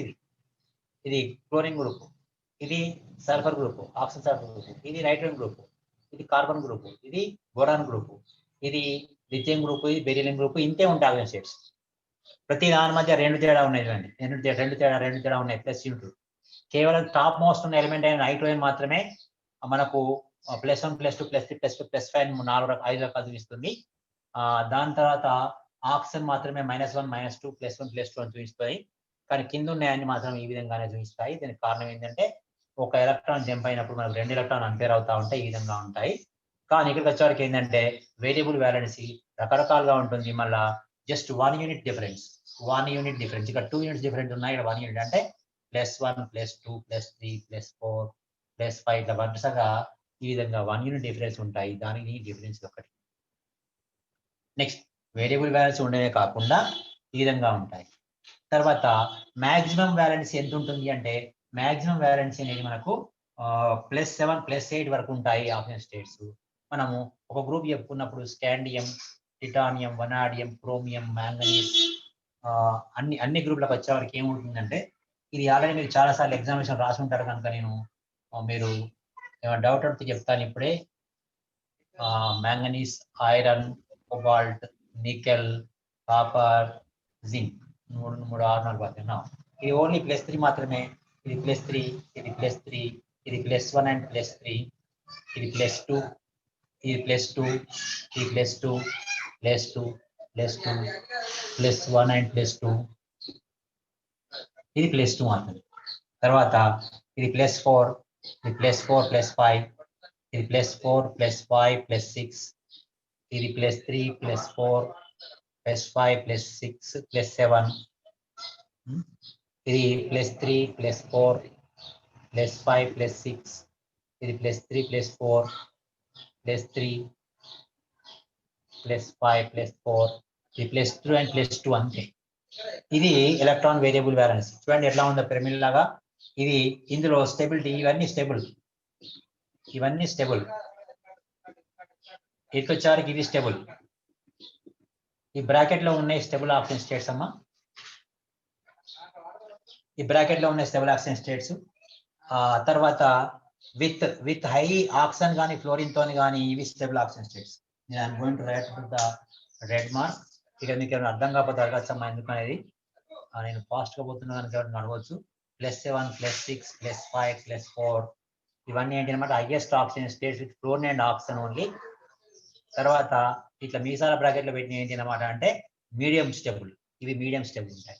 అంటే మ్యాంగనీస్ కచ్చారికి ఏంటనమాట, మ్యాంగనీస్ కచ్చారకు +2 మోర్ స్టేబుల్, +4 ఉంటుంది, అండ్ +7 ఉంటుంది, అండ్ +6 ఉంటుంది. ఇందులో +7 అనేది D0, ఇది D5, ఇది D3 గుర్తుపెట్టుకోండి. సో ఇక్కడ స్టెబిలిటీ అనేది ఇట్లా బ్రాకెట్లు పెట్టినాయని జనరల్ ఆక్సిజన్ స్టేట్స్. చూడండి ఇక్కడ ఫస్ట్ హాఫ్ లో అన్నింటికి +3 స్టెబిలిటీ ఎక్కువ, కానీ మ్యాంగనీస్ వచ్చారు +2 ఎక్కువ. నెక్స్ట్ హాఫ్ లోకి వచ్చారు అన్నిటికీ +2 స్టెబిలిటీ ఎక్కువ, కానీ ఐరన్కి వచ్చారు +3 స్టెబిలిటీ ఎక్కువ.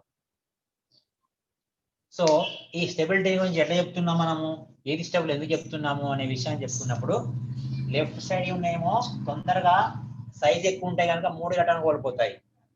రైట్ సైడ్ సైజ్ తక్కువ ఉండి ఎలక్ట్రాన్ ఎక్కువ ఉండి వ్యాలెన్స్ లో ఉన్న ఓన్లీ ఎస్ఆర్ టాన్ మాత్రం కోల్పోతాయి.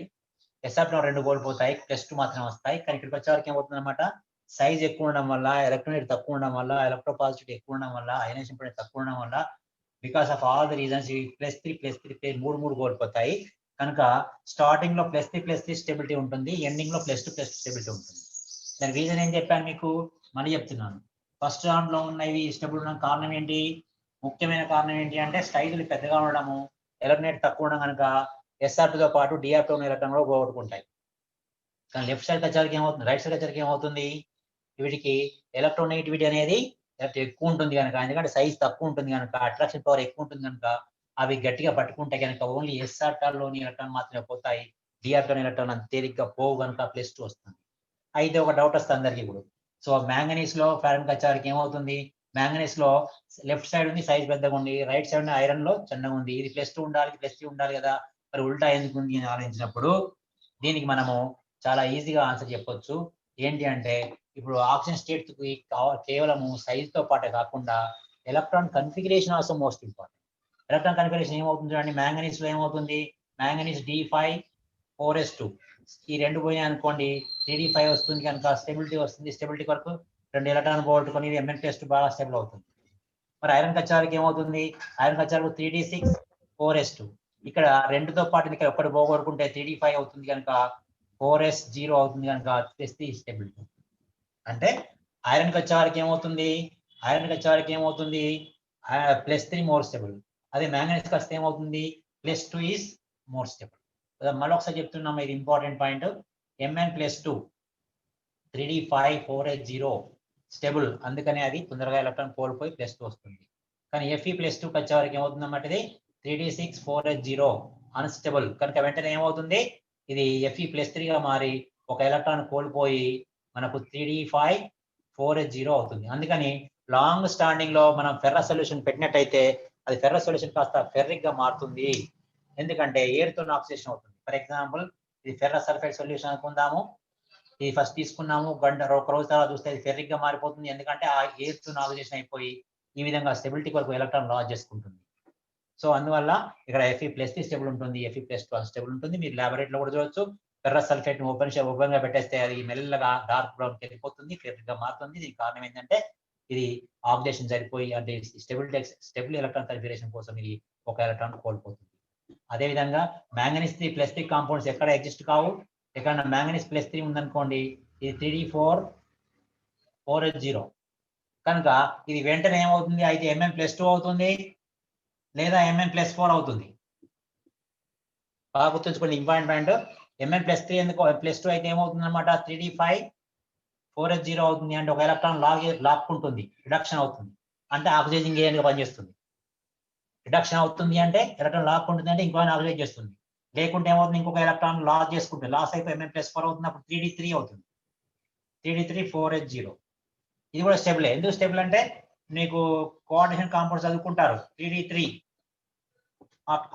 అష్టముఖ్య సమయంలో ఆక్సైడ్ సమయంలో 3d3 T2g ఫిల్ అయిపోయింది, ఈజీ ఖాళీగా ఉంది కనుక ఈ విధంగా ఇది సిమ్మెట్రికల్ సౌష్టవంగా ఉంటుంది కనుక ఇది స్టెబుల్. ఆ తర్వాత దీనికి వస్తే ఏమవుతుంది అనమాట, అన్నిట్లలో సమానంగా ఎలక్ట్రాన్లు ఉంటాయి కనుక ఇది కూడా స్టెబుల్. రూల్ ప్రకారం కూడా స్టెబులే, మనకు CFSE ప్రకారం కూడా స్టెబులే అవుతుంది. సో ఇక్కడ ఇట్లా 4 ఉన్నప్పుడు ఏమవుతుంది అనమాట, అన్స్టెబుల్ ఉండడం వల్ల మనకు ఇది వెంటనే ఎలక్ట్రాన్ కోల్పోయి స్టెబిలిటీ వస్తుంది. ఇటు T2g స్టెబిలిటీ రావడం కానీ ఈ విధంగా స్టెబిలిటీ రావడం కోసం హాఫ్ ఫీల్డ్, ఇది కూడా హాఫ్ ఫీల్డ్ కనుక ఈ మనకు హాఫ్ ఫీల్డ్ గా ఉన్న స్టెబుల్ గా ఉంటాయి కనుక వెంటనే ఈ విధంగా మారిపోయి ఇటు ఈ విధంగా మారిపోతుంది. దీన్ని ఏమంటారు అంటే దీన్ని ఏమంటారా, డికంపోజిషన్ ఏమంటారు, డబుల్ డికంపోజిషన్ అంటారు. డబుల్ డికంపోజిషన్ అవుతుంది. ఇది మ్యాంగనీస్ +3 అందుకని హైలీ అన్స్టెబుల్. అందువల్ల ఇది Mn+2 కానీ Mn+4 కానీ లేదా పూర్తిగా ఏదైనా ఆక్సిజన్ తో కానీ ఫ్లోరిన్ తో రియాక్ట్ అయినప్పుడు Mn+7 గా మారితే పర్మాంగనేట్ గా మారిపోయి Mn+7 లో కానీ ఈ 3 రూపాల్లో స్టెబుల్ గా ఉంటుంది. ఇదే విధంగా ఐరన్కి వచ్చినప్పుడు ఐరన్ +3 లో స్టెబుల్ గా ఉంటుంది, +2 తక్కువ స్టెబిలిటీ ఉంటుంది, +6 అనేది ఆక్సిజన్ తో ఫ్లోరిన్ తో స్టెబిలిటీ గా ఉంటుంది. అన్నిటికన్నా చివరిదైన 5, 6, 7 అనేటివి మాత్రము ఆక్సిజన్ ఫ్లోరిన్లతో స్టెబిలిటీ ఏర్పడతాయి. కానీ పైన తక్కువ ఆక్సిజన్ స్టేట్ ఉన్నాయి మాత్రము మనకు అవి సైజ్ మీదకి వెళ్ళి ఎలక్ట్రోనైట్ మీదకి వెళ్ళి ఎలక్ట్రాన్ కన్ఫిగరేషన్ స్టెబిలిటీ మీదకి వెళ్ళి ఆధారపడి ఉంటాయి.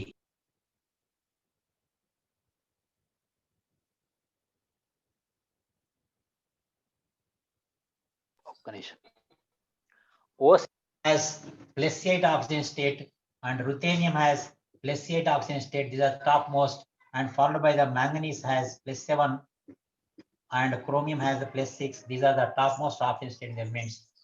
Iron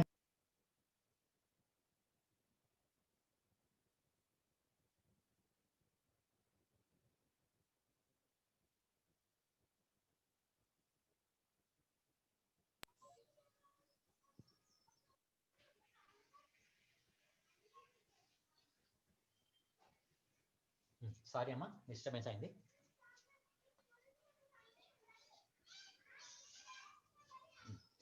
sorry for disturbance. Fe అనేది Feలో 8 ఎలక్ట్రాన్ పోయే అవకాశం ఉంటుంది కానీ పోవు, ఇది 6 హైయెస్ట్. కానీ దాని కింద ఉన్న ఓస్మియం రుథేనియంలో ఇవి 8 +8. అంటే కొంతమంది డౌట్ వస్తుంది, ఐరన్ లో కూడా 8 రావచ్చు కదా, రాదు. ఎందుకంటే ఇది హైయెస్ట్ ఎలక్ట్రాన్ నెగిటివిటీ ఉంటుంది కనుక అవి 8 ఎలక్ట్రాన్ పోగొట్టుకోవడానికి సుముఖంగా ఉండవు. కింద ఓస్మియం అండ్ ఆ రుథేనియం చాలా సైజ్ పెద్దగా ఉంటాయి కనుక ఎలక్ట్రోనైట్ తక్కువ ఉండి ఎలక్ట్రోపాజిటివ్ ఎక్కువ ఉండి ఎలక్ట్రాన్ అఫినిటీ కూడా తక్కువ ఉండి ఈజీగా అవి 8 ఎలక్ట్రాన్ విడుదల చేస్తాయి. కనుక ఐరన్ గ్రూప్ లో ఐరన్ మాత్రమే +6, మిగతా అన్ని +8 గా ఉంటుంది. సో ఇది సమ్మేళనాలు ఏంటి అనమాట, ఓస్మియం టెట్రాఆక్సైడ్ లో రుథేనియం టెట్రాక్సైడ్ ఈ విధంగా ఉంటుంది. సో మ్యాంగనీస్ పర్మాంగనేట్ లో కానీ ఈ విధంగా మనకు ఫ్లోరైడ్ తో కానీ మాత్రమే ఈ హైయెస్ట్ ఆక్సిజన్ స్టేట్స్ ని ఏర్పరుస్తాయి. So any doubt on this? Oxygen state మీద డౌట్ అడగచ్చు నాన్న.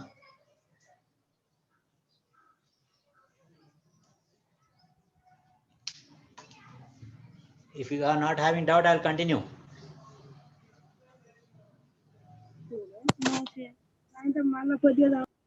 Shall I continue? Yes, sir. Yeah. So next, మీకు అర్థం కాకపోతే వెంటనే అడగండి, నో ప్రాబ్లం. నేను టకటగా స్పీడ్గా చెప్పుకుంటూ పోతున్నా కనుక కొంచెం కన్ఫ్యూజ్ కావచ్చు. సో నెక్స్ట్ ఏంటమ్మా, మ్యాగ్నెటిక్ ప్రాపర్టీస్. దీని గురించి మీకు తెలుసు, ఇలా 2 రకాలు ఉంటాయి, కానీ డెప్త్కు పోదలుచుకోలేదు. మనకు ఎగ్జామినేషన్లో అంత డెప్త్గా అడగరు, అడిగే పాయింట్లు చెప్తాను. సో ఏంటంటే మ్యాగ్నెటిక్ ప్రాపర్టీస్లో ఏముంటాయి, మనకు అయస్కాంత భ్రామకం అనేది మనకు మ్యూతో సూచిస్తాము. దీని యూనిట్స్ బార్ మ్యాగ్నెటాన్స్, గుర్తుపెట్టుకోండి. దీన్ని 3D ఎలిమెంట్స్కి వచ్చేవారికి మనము ఓన్లీ స్పిన్ ఓన్లీ ఫార్ములాతో మాత్రమే కనుక్కుంటాం. స్పిన్ ఓన్లీ ఫార్ములా అంటే ఏంటనమాట, mu is equal to root n into n+2 లేదా √4s s+1. ఈ 2 సూత్రాలతో మనం లెక్క కడతా ఉంటాము. n అంటే number of an electrons, s అంటే స్పిన్. ఇది కేవలం 3D ఎలిమెంట్స్ మాత్రమే. ఇక్కడ 3D ఎలిమెంట్స్ తో మనకు స్పిన్ ఆర్బిట్ కప్లింగ్ మాత్రం, స్పిన్ కప్లింగ్ ఉంటుంది, ఆర్బిట్ కప్లింగ్ ఉండదు. స్పిన్ ఓన్లీ యాంగులర్ మూమెంట్ మీద పనిచేస్తుంది. ఇది ఎట్టి పరిస్థితుల్లో ఒకటోను 4D అండ్ 5D సిరీస్ ఈ క్యాలిక్యులేషన్ పనిచేయదు. ఎందుకంటే ఈ ఎలక్ట్రానిక్ ఆర్బిటాల్ యాంగులర్ మూమెంటం అనేది కూడా అక్కడ కంట్రిబ్యూట్ చేస్తుంది. అయితే ఇక్కడ మనకు అవసరం లేనప్పటికీ ఒక 2 నిమిషాలు చెప్పేస్తాను. ఇప్పుడు న్యూక్లియస్ లో చుట్టూ ఎలక్ట్రాన్ తిరుగుతున్నప్పుడు, ఎలక్ట్రాన్ తన చుట్టూ తాను తిరుగుతున్నప్పుడు, ఎలక్ట్రానే కాదు ఏ చార్జ్డ్ పార్టికల్ అయినా తన చుట్టూ తాను తిరుగుతున్నప్పుడు it can create some magnetic field. దాన్ని మనం ఏమంటామంటే, ఎలక్ట్రాన్కి ఏమంటామంటే స్పిన్ యాంగులర్ మూమెంటం అంటాము. అది ఇది ఆర్బిటాల్లో తిరుగుతున్నప్పుడు కూడా ఇది ఏర్పరిచే యాంగులర్ మూమెంట్ ని ఆర్బిటాల్ యాంగులర్ మూమెంటం ఎల్ అంటాం. ఎస్ అండ్ ఎల్ అంటాం. ఎస్ అంటే ఏంటనమాట, spin moment angular momentum. L అంటే orbital angular momentum. Spin angular momentum అంటే ఎలక్ట్రాన్ తన చుట్టూ తాను తిరగడం వల్ల కలిగే అయస్కాంత భ్రామకం విలువ. అదే ఎలక్ట్రాన్ ఆర్బిటాల్లో కక్ష చుట్టూ ఆర్బిటాల్లో తిరుగుతున్నప్పుడు ఏర్పడే దాన్ని ఎల్ అంటాము. ఈ రెండింటి మొత్తం మాదితే మనము మ్యాగ్నెటిక్ మూమెంట్ అంటాము. కానీ ఎల్ అనేది 0 ఉంటుంది దీబ్రా 3D. ఎస్ మాత్రం పచ్చోట ఉంటుంది. కానీ 4D 5లకు ఎల్ కూడా కాంట్రిబ్యూట్ చేస్తుంది. కొన్నిసార్లు ఎల్ అండ్ ఎస్ అనుకూలంగా ఉండి మ్యాగ్నెటిక్ ఫీల్డ్ పెరుగుతుంది, కొన్ని ఎల్ అండ్ ఎస్ అపోజిట్ గా ఉండి మ్యాగ్నెటిక్ ఫీల్డ్ డిమినిష్ అవుతుంది. దాన్ని ఏమంటే క్వించింగ్ అంటాం. ఎప్పుడు క్వించింగ్ అవుతుంది, ఎప్పుడు ఎక్కువ పెరుగుతుంది అనే విషయాన్ని మనము ఎక్స్పెరిమెంట్ ద్వారా తెలుసుకుంటాము. కనుక ఎల్ అండ్ ఎస్ కప్లింగ్ అవుతుంది. కప్లింగ్ లో మనకు నెగటివ్ కప్లింగ్ ఉంటుంది, పాజిటివ్ కప్లింగ్ ఉంటుంది. అంటే ఒక్కోసారి మ్యాగ్నెటిక్ మూమెంట్ తగ్గిపోతుంది లేదా మ్యాగ్నెటిక్ మూమెంట్ పెరుగుతుంది. సో అది మనం ఎక్కడ చూస్తామంటే, మనము లాంథాయిడ్ ఎలిమెంట్స్ లో చాలా చూస్తాం. అది లాంథాయిడ్ ఎలిమెంట్ లో 3 ఎలక్ట్రాన్లు ఉంటాయి, 10 ఎలక్ట్రాన్లు, కానీ మ్యాగ్నెటిక్ మూమెంట్ 10 ఉంటుంది, 10 బార్ మ్యాగ్నెట్స్ ఉంటుంది. ఇంకో చోట యూరోపియం లో 7 ఎలక్ట్రాన్స్ ఉంటాయి, కానీ మ్యాగ్నెటిక్ మూమెంట్ చాలా తక్కువ ఉంటుంది. అంటే 7 ఎలక్ట్రాన్ ఉన్నప్పుడు మ్యాగ్నెటిక్ మూమెంట్ తక్కువ ఉంటుంది, 3 ఎలక్ట్రాన్ ఉన్నప్పుడు ఎక్కువ ఉంటుంది. ఎందుకంటే అంటే ఇక్కడ ఎస్ అండ్ ఎల్ అనేటివి ఓటుకోటి అపోజిట్ లో ఉంటాయి, ఇక్కడ మాత్రం ఎస్ అండ్ ఎల్ అనేది కప్లింగ్ లో కలిసిపోతాయి. అడిషన్ ఉంటుంది. సో దీన్ని బాగా డీటెయిల్ గా వెళ్ళకుండా మన అవసరం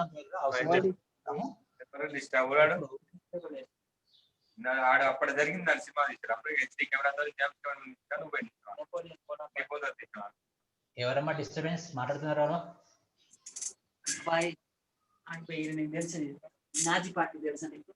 ఎవరది?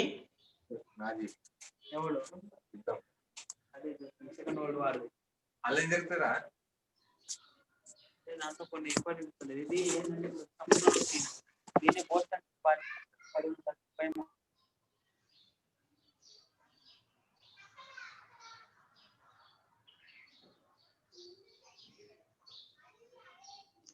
ఓకే. సో మ్యాగ్నెటిక్ ప్రాపర్టీస్ ఇది మనకు ఏముంటాయమ్మా, పారామ్యాగ్నెటిక్, డయామ్యాగ్నెటిక్, ఫెర్రోమాగ్నెటిక్ అండ్ ఫెర్రీ మ్యాగ్నెటిక్ అని ఉంటాయి, యాంటీ ఫెర్రీ అని ఉంటాయి. ఇది మీకు అవగాహన ఉన్నట్టయితే కొంచెం ఫాస్ట్ వెళ్ళిపోదామమ్మా. పారామ్యాగ్నెటిక్ అంటే ఏంటిదిరా?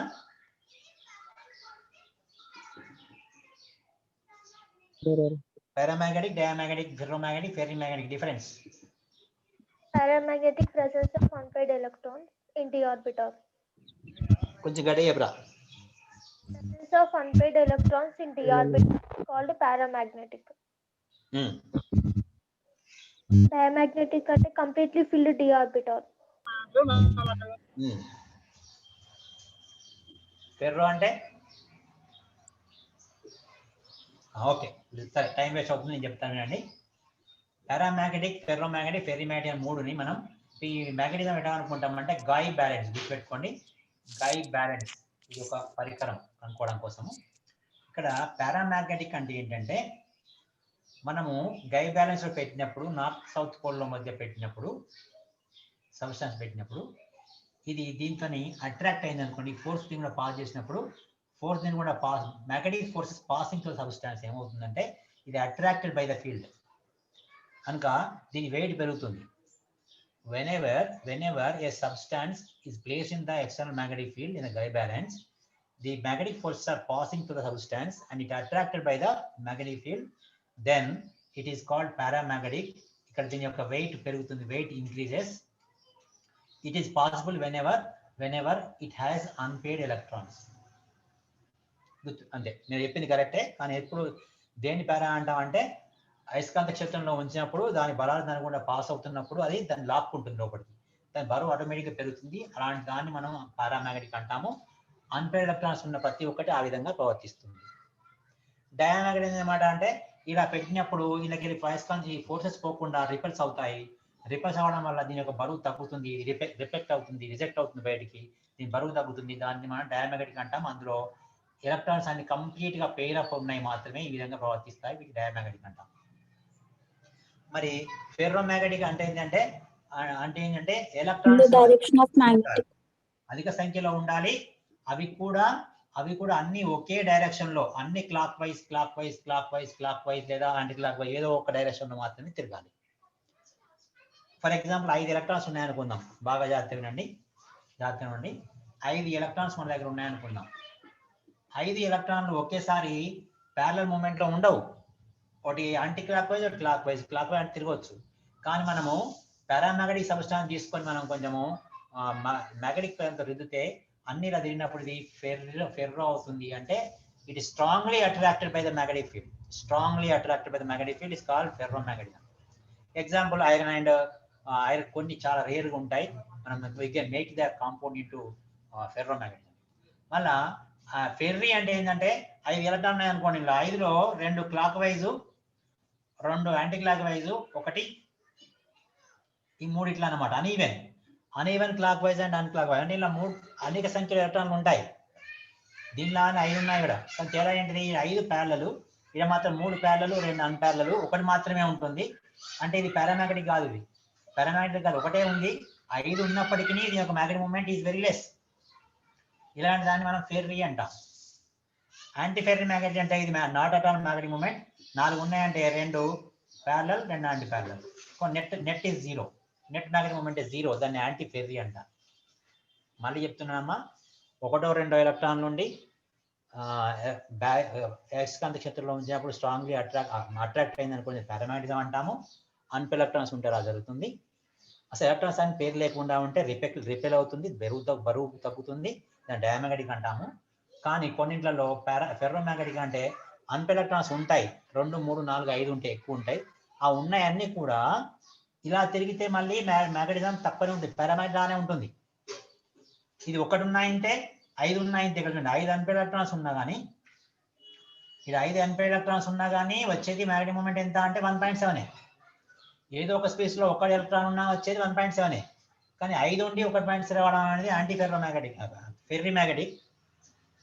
ఇది 5 ఉండి చాలా 5.57 రావడము, దీన్ని ఏమంటారంటే ఫెర్రోమాగ్నెటిజం అంటాము. కానీ 4 అన్పేర్డ్ ఎలక్ట్రాన్స్ ఉండి 2 ప్యారలల్, 2 అన్ప్యారలల్ ఉన్నాయనుకోండి, ఇక్కడ వచ్చి 0. దీన్ని ఏమంటామంటే యాంటీ ఫెర్రోమాగ్నెటిజం అంటాం. ఇవి చాలా రేరుగా ఉంటాయి, డయా అండ్ ఫెర్రీ బాగా చాలా ఎక్కువ ఉంటాయి. ప్యారా, డయా, ఫెర్రో ఎక్కువ ఉంటాయి. యాంటీ ఫెర్రో అండ్ ఫెర్రో చాలా తక్కువ ఉంటాయి. మళ్ళీ యాంటీ ఫెర్రీ అంటే ఇవన్నమాట. అంటే ఇలా 4 అన్ పెయిడ్ ఎలక్ట్రాన్స్ ఉంటాయి ఈవెన్ నెంబర్లో, కానీ 2 ఆపోజిట్ ఉంటాయి, 2 స్పిన్, 2 ఆపోజిట్ స్పిన్, మొత్తం మీద నెట్ 0. ఇక్కడ 5 ఉంటాయి, 6 ఉంటాయి, కానీ కొన్ని ఎక్కువ అన్ఈవెన్ గా అవి ప్లస్ ఆర్ మైనస్ లో ఉంటాయి. ఇది అన్ని ప్లస్, అన్ని పాజిటివ్ అన్న అన్ని నెగిటివ్ అన్న ఉంటాయి వైబ్రేషన్. సో ఇక మిగతా ఏమో ఇంతకుముందు చెప్పుకున్నాము. వీటికి ఎగ్జాంపుల్స్ మీరు ఒకసారి ఏదైనా టెక్స్ట్ బుక్ లో చూసుకోవచ్చు, ముఖ్యంగా ఏ బుక్ అయినా తీసుకోవచ్చు, మీరు చెప్పవచ్చు. ఇప్పుడు చెప్పాలి మీరు ఏంటంటే ఏది పారామాగ్నెటిక్, ఏది డయామాగ్నెటిక్ విషయం ఎట్లా చెప్తారు అనే విషయం మీకు ఆల్రెడీ ప్రాక్టీస్ బాగానే ఉంది. ఎక్కడ ఉంది ప్రాక్టీస్ అంటే కోఆర్డినేట్ కాంపౌండ్ చెప్పుకుంటారు. For example zinc sulphate diamagnetic, copper sulphate paramagnetic. What is the magnetic moment అంటే కాపర్ +2 3d9.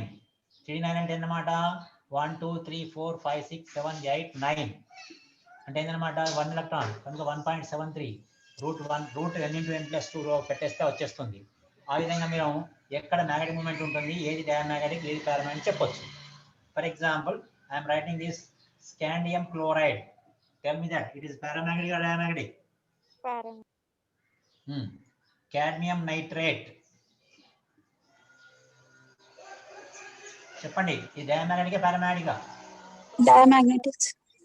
ఈ కింద డయామాగ్నెటిక్, పైది కాదురా. ఎందుకు చూడు, -3 +3, స్కాండియం +3 అంటే 3d0.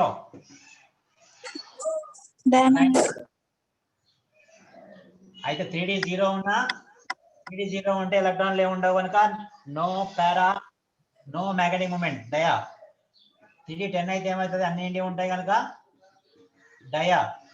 అంటే 3d1 నుంచి 3d9 ఉన్నప్పుడు మనకు √n×n+2 లో ఫార్ములా పెట్టేసి కనుక్కోవచ్చు. అట్నే 4d1 నుంచి 4d9 ఉంటే కూడా చెప్పొచ్చు, కానీ మనకి ఫార్ములా పనిచేయదు. దీనికి మనము √4 s+1 √j/4j/j+1 అనే సూత్రం ద్వారా కనుక్కుంటాము. అది ఇప్పుడు మనకు అవసరం లేదు, ఈ ఎగ్జామినేషన్ అంత అవసరం ఉండదు. సో ఈ విధంగా అన్‌పెయిడ్ ఎలక్ట్రాన్స్ ఎక్కడ ఉంటే అక్కడ మనము మ్యాగ్నెటిక్ మూమెంట్ ఉందో లేదో చూసుకోవాలి. మనకి ఇచ్చిన కాంపౌండ్ లో which are the following is diamagnetic, which are the following is ఏమంటారు పారామాగ్నెటిక్ అన్నప్పుడు అందులో ఎలక్ట్రాన్ కనిపించే తీసుకొని అందులో ఎలక్ట్రాన్ లో అన్‌పెయిడ్ ఉన్నాయో లేవో చూసుకొని అప్పుడు మాత్రమే చెప్పాలి. ఇది మీకు ఈజీగా చెప్పొచ్చు. ఉదాహరణ ఇది కూడా అడుగుతాను. So what is the magnetic moment of FeCl3? Which is more magnetic moment I am asking now. So manganese sulfate and chromium sulfate enlekundra magnetic moment ipudu manganese ఎందుకంటే ఇలా 3d5, ఇక్కడ 3d5 చూడు, ఇక్కడ 3d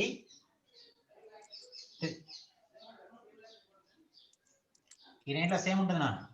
ఎందుకు Fe +3 Cl3 MnSO4 ఇది +2 ఇది +3 రెంట్లో same ఉంటుంది. ఇట్లా ఈ రెంట్లలో అట్లా అడగవచ్చు. కింది వాటిలో రెండిలో దేంట్లో కూడా సేమ్ ఉంటుంది, ఎండ్లో ఎక్కువ ఉంటుంది, గివ్ ద ఆర్డర్ అడగవచ్చు.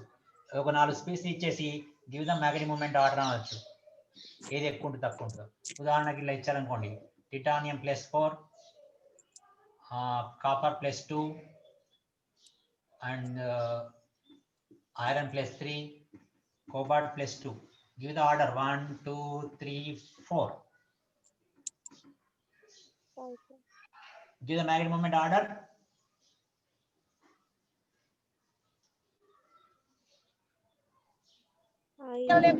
iron sir.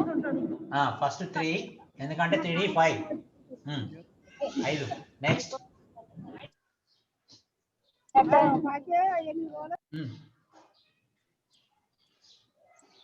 నెక్స్ట్ ఐరన్ తర్వాత కాపర్ 3d9 ఒకటే రా. కోబాల్ట్ చెప్పండి, కోబాల్ట్ +2 ఎంత? 3d7 4s2. 3d7 అంటే 1 2 3 4 5 6 7 3 ఉన్నాయి. నెక్స్ట్ ఏంటి అనమాట కోబాల్ట్ 4. నెక్స్ట్ ఏంటిది కాపర్. నెక్స్ట్ ఏంటిది టిటానియం. టిటానియంలో 0, ఇది డయామాగ్నెటిక్. ఇందులో 5 ఎలక్ట్రాన్లు, ఇందులో 3 ఎలక్ట్రాన్లు, ఇందులో 1 ఎలక్ట్రాను, ఇందులో 0 ఎలక్ట్రాను, డయామాగ్నెటిక్. దీని ఎంత 5.73 బార్ మ్యాగ్నెట్, దీని ఎంత 3.73 బార్ మ్యాగ్నెట్, దీని ఎంత 1.73 బార్ మ్యాగ్నెట్, దీని ఎంత 0 డయామాగ్నెటిక్. ఈ విధంగా ఎప్పటికప్పుడు టకటక లెక్కే చెప్పేయాలి. Okay followed. ఇందులో ఏం లేదమ్మా, చాలా సింపుల్. మీరు చేయాల్సింది ఏంటంటే ఎలక్ట్రానిక్ కన్ఫిగరేషన్ బాగా కరెక్ట్ గా నేర్చుకొని ఆక్సిజన్ స్టేట్స్ బాగా చూసుకొని వెంటనే ఎలక్ట్రానిక్స్ అన్ని చాలా తక్కువ టైంలో చేయాలి. ఎందుకంటే మనకు 100 క్వశ్చన్లు ఇస్తారు, 100 నిమిషాలే ఉంటుంది కనుక ఐ థింక్ 100 నిమిషాల కాదు 90 నిమిషాలు ఎంతరా టైం? 90 minutes. 90 మినిట్స్. సో కనుక మీరు చాలా ఫాస్ట్ చేయాలి కనుక అందరూ బాగా ప్రాక్టీస్ చేయండి. తర్వాత నేను మీకు ఇప్పుడు కలర్ గురించి మాట్లాడితే మీరే నాకు చెప్తారనుకుంటా. కలర్ అంటే ఏంటిరా? Colour, why is all the color compounds, all d block elements are transition elements are colored? No, sir. అంటే ఏం చేయాలి? అయిపోయింది కదా, CFT అయిపోయింది అంటే మీరు చెప్పగలగాలి ఈజీగా. కలర్ రావాలంటే ఏం చేయాలి? ఒక కాంపౌండ్ కార్ ఎప్పుడు ఉంటుంది? Ligand. ligand. వినండి అమ్మా, వినండి ఒకసారి వినండి. ఎందుకంటే ఒక కాంపౌండ్ మీదకి వెళ్ళి మనము లైట్ పాస్ చేసినప్పుడు ఏది వైట్ లైట్ లో ఏముంటాయి? విబ్జిఆర్ ఉంటాయి. బాగా మంచి వినండి. ఈ వైట్ లైట్ మొత్తం దీన్ని అబ్జర్వ్ చేసింది అనుకోండి, ఇట్ బికమ్స్ బ్లాక్ కలర్. తన మీద పడ్డ అంత వైట్ కాంతి అంతా సోయించుకుంటే అది నల్లని రంగు. ఇది ఏది అంత ట్రాన్స్మిట్ అయిపోయింది, అంత ట్రాన్స్మిటెడ్ అంటే అంత పారదర్శకంగా బయటకు వెళ్ళిపోయింది అనుకోండి, ఆర్ రిఫ్లెక్ట్ అయింది అనుకోండి, ఇట్ ఈస్ వైట్ అంటే కలర్లెస్. ఇప్పుడు బోర్డు ఉంది అనుకోండి, బోర్డు మీద సూర్యరశ్మి పడితే ఏమవుతుంది అనమాట, ఇది అబ్జర్వ్ చేసుకోదు, అంత రిఫ్లెక్ట్ అవుతుంది. సున్నం కానీ తెల్ల షర్ట్ కానీ, అందుకే ఎండాకాలంలో మనం ఏమంటారు, తెల్ల షర్ట్ వేసుకోండి అంటారు ఎండ మన మీద పడకుండా. నల్ల షర్ట్ వేసుకున్నాం అనుకోండి, ఎండంతా మన మీద పడుతుంది, నెత్తంత మన ఇంటికి ఎంత వేడెక్కుతాయి ఎండాకాలంలో. ఎందుకంటే మొత్తం హోల్ లైట్ పాస్ చేసుకుంటుంది. కానీ ఏదైనా పదార్థం మీద విబ్జిఆర్లోకి వెళ్ళి ఏదైనా ఒకటి అబ్జర్వ్ చేసుకుంటే మిగిలిన రిమైనింగ్ 6 కలర్స్ అని కలిపి కాంప్లిమెంటరీ కలర్ పరిపూర్ణ రంగుగా మారిపోయి కనబడతాయి. మనము ఐని తక్కువగా చూపిస్తాము, మీరు బాగా జాగ్రత్తగా ఉండండి. ఎట్లా అనేది ఇలా చూసుకోండి ఒకసారి. VBGYOR ఐని పక్క పెట్టండి, బాగా జాగ్రత్తగా ఉండండి. ఇది ఇలా కొంచెం గుర్తుపెట్టుకోండి షార్ట్ కట్ లో. వైలెట్ అబ్జర్వ్ చేసుకుంటే ఆరెంజ్ కలర్ వస్తుంది నాన్న, రెడ్ కలర్ అబ్జర్వ్ చేసుకుంటే బ్లూ కలర్ వస్తుంది, గ్రీన్ రెడ్ చేసుకుంటే గ్రీన్ వస్తుంది, ఆరెంజ్ చేసుకుంటే బ్లూ వస్తుంది, ఎల్లో చేసుకుంటే రెడ్ వస్తుంది. అంటే ఈ వైలెట్ అబ్జర్వ్ చేసుకుంది అనుకోండి ఫర్ ఎగ్జాంపుల్, ఆటోమేటిక్ ఏం కనబడుతుంది అనమాట, మనకు ఎల్లో కలర్ కనబడుతుంది. అంటే మీరు ఎవరైనా ఎల్లో డ్రెస్ వేసుకున్న అర్థం ఏంటిది, సూర్యరశ్మిలోని వైలెట్ కలర్ని అబ్జర్వ్ చేసుకుంటుంది కనుక మిగిలిన ఇవన్నీ కలిగిపోయి ఎల్లో కలర్గా మారిపోతాయి. దీన్ని కాంప్లిమెంట్ కలర్ అంటారు. ఒకసారి టెక్స్ట్ బుక్ మీరు ఏం చూడండి, ఏ కలర్ అబ్జర్వ్ చేసుకుంటే ఏ కలర్ బయటకు వస్తుంది, ఇది కాంప్లిమెంటరీ కలర్, ఇది అబ్జర్వ్డ్ కలర్. వైలెట్ అబ్జర్వ్ చేసుకుంటే మనకు ఎల్లో కలర్, బ్లూ అబ్జర్వ్ చేసుకుంటే రెడ్ కలర్, గ్రీన్ అబ్జర్వ్ చేసుకుంటే గ్రీన్ అబ్జర్వ్ చేసుకుంటే సరే తప్పు రాసినాను, Orange to blue. తప్పోయింది. చూసుకోండి ఒకసారి, బ్లూ గ్రీన్ అయితే రెడ్, బ్లూ గ్రీన్ ఇట్లా అర్థమైందా? ఈ విధంగా మీరు ఒకసారి కాంప్లిమెంట్ కలర్ చూసుకోండి. ఇది చూసుకున్న తర్వాత మనకు ఇందులో ఒక్కటి మిస్ అవుతే మిగతా అన్ని కలిపి కాంప్లిమెంట్ కలర్ ఇస్తాయి. మళ్ళీ ష్యూర్గా వినండి. కలర్స్ ఎందుకు వస్తాయి అంటే ఏదైనా ఒక పదార్థం మీద కాంతి పడ్డప్పుడు అందులో ఒక కాంతి తరంగమును శోషించుకుంటే మిగిలిన తరంగాలన్నీ కలిపి ఇంకొక రంగుగా మారి బయటకు వస్తాయి విబ్జిఆర్లో. కనుక మనము ఇప్పుడు ఏం చేస్తున్నాము, కాంప్లిమెంటరీ కలర్ అయితే ఎగ్జామినేషన్ అది కూడా అడగవచ్చు. ఈ ఫర్ ఎగ్జాంపుల్ వైలెట్ కలర్ శోషించుకుందాం, ఏ రంగు వస్తుంది అంటే చివరికి ఉన్న రెడ్ రంగు వస్తుంది. అంటే ఇటువైపు ఉన్నది ఇటువైపు కాంప్లిమెంటరీ కలర్ చూసుకోవాలి. హయ్యర్ వేవ్ లెంత్ తీసుకుంటే థిక్ కలర్స్ వస్తాయిరా. విబ్జిఆర్లో మనకు రెడ్ అనేది హయ్యర్ వేవ్ లెంత్, అప్పుడు కలర్స్ ఈ రేంజ్ లో వస్తాయి, ఇవి వస్తాయి. అంటే మనకు వైలెట్ ఇండిగో బ్లూ వచ్చింది అర్థం ఏంటనమాట, ఇగో ఈ రేంజ్ ఇవి తీసుకుంటున్నాడు అబ్జర్వ్ చేసుకున్నట్టు. ఒకవేళ green yellow orange red colours కనబడితే అర్థం ఏంటనమాట, ఇవి అబ్జర్వ్ చేసుకున్నట్టు. అబ్జర్వ్ చేసుకుని ఈ పార్ట్ అయినప్పుడు కలర్స్ ఇవి వస్తాయి, ఈ పార్ట్ అయినప్పుడు కలర్స్ ఇవి వస్తాయి. ఒక్కసారి మీరు జాగ్రత్తగా ఒక బుక్లోకి వెళ్ళి కలర్ ఏంటి, అబ్జర్వ్ కలర్ ఏంటి, దానికి కాంప్లిమెంటరీ కలర్ ఏంటి అని చూసుకోండి. చూసుకున్న తర్వాత ఇప్పుడు మనకి ఏం చెప్పుకున్నాం, కలర్ ఎందుకు వచ్చిందో చెప్పుకున్నాం. ఇప్పుడు నెక్స్ట్ ఏం చెప్తామంటే ఇక్కడ డి బ్లాక్ లో కలర్స్ కాంపౌండ్స్ ఎందుకు వస్తాయి, మరి ఎస్ బ్లాక్ కలర్ ఎందుకు ఉంటాయి, డి బ్లాక్ కలర్ ఎందుకు ఉంటాయి అంటే మీకు తెలిసిన విషయం ఏంటన్నమాట, splitting of crystal field splitting. ఇది మీకు తెలుసు కనుక నేను పెద్దగా దీని గురించి పట్టించుకొని చెప్పను, మీకు ఏమైనా డౌట్ ఉంటే చెప్తాను, లేకపోతే చెప్పను. సో ఇది D to D transitions, D నుంచి డికే ట్రాన్సిషన్స్ ఉంటాయి. దానివల్ల మనకి ఏమొస్తాయన్నమాట, ఏదైనా కాంజెన్స్ చూపించుకున్నప్పుడు బయటకు వచ్చే పరిపూర్ణ కాంప్లిమెంట్ కలర్ మనకు కనబడుతుంది. ఇందులో 1 2 3 4 5 6 7 8 9 10 D10 ఉంటే కలర్ ఉండదు. ఎందుకంటే పై నుంచి కింద నుంచి పైకి పోదామంటే పైన ఖాళీ లేదు కనుక కలర్ ఉండదు. First point. ఒకవేళ అంత ఖాళీ ఉందనుకో అప్పుడేమవుతుంది, అంత ఖాళీ ఉన్నా కలర్ ఉండదు, ఎందుకంటే ఎగ్జైట్ కావడానికి ఎలక్ట్రాన్ లేదు కానీ కలర్ ఉండదు. కనుక D0 ఉన్నప్పుడు D10 ఉన్నప్పుడు ఆ కాంపౌండ్స్ కలర్ ఉండవు, అనగా డి బ్లాక్ ఎలిమెంట్స్ అన్నింటికి కలర్ ఉండవు, మనం ట్రాన్స్ ఎలిమెంట్స్ మాత్రమే కలర్ ఉంటాయి. మీకు ఫస్ట్ టైమే చెప్పాను, ఏం చెప్పాను, NS01R2 N-1 into D1 to 9 ఉన్నవి ట్రాన్స్ ఎలిమెంట్స్, కేవలం ట్రాన్స్ ఎలిమెంట్స్ యొక్క ఆయాన్స్ మాత్రమే కలర్ చూపిస్తాయి, కానీ డి బ్లాక్ కాంపౌండ్స్ చూపించవు. కానీ డి బ్లాక్ కాంపౌండ్ ట్రాన్స్ ఎలిమెంట్స్ అన్ని సేమే కనుక ఒక్క జింక్, కాడ్మియము, మెర్క్యూరీ ఈ 3 మాత్రమే డి బ్లాక్ ఎలిమెంట్స్ పక్క, కానీ ట్రాన్స్ ఎలిమెంట్స్ కావు కనుక ఈ 3ంటికి రంగులు ఉండవు.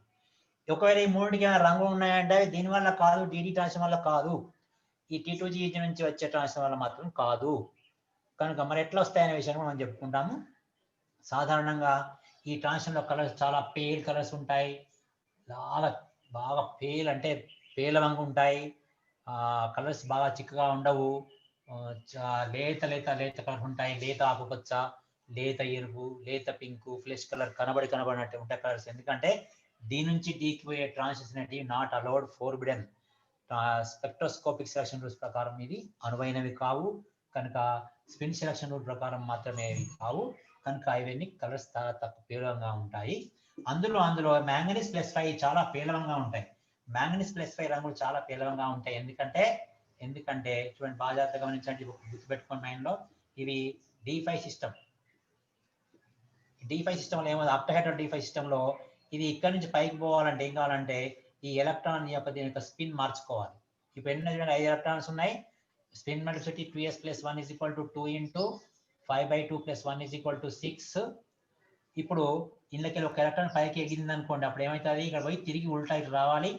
ఇలా ఉంటాయినప్పుడు 1 2 3 అన్పేర్డ్ ఎలక్ట్రాన్స్ మాత్రమే ఉన్నాయి. 2 × 3/2 + 1 = 4. ఇలా ఏమైంది, ఇక్కడ మనకు మల్టిప్లిసిటీ మారింది. ఇలా మల్టిప్లిసిటీ మారినప్పుడు అలా మారడం అనేది ఇలా తిరిగిపోయి ఇట్లా తిరిగి తేవడం అనేది అనువైనది కానందున ఈ ట్రాన్సిషన్స్ బలంగా జరగవు, పేలవంగా జరుగుతాయి. కనుక మ్యాంగనీస్ +2 సమయాన్ని అది కూడా చాలా పేలవమైన రంగులు ఇస్తాయి, ఫ్లెష్ కలర్ కలిగి ఉంటాయి, చాలా తక్కువగా ఉంటాయి.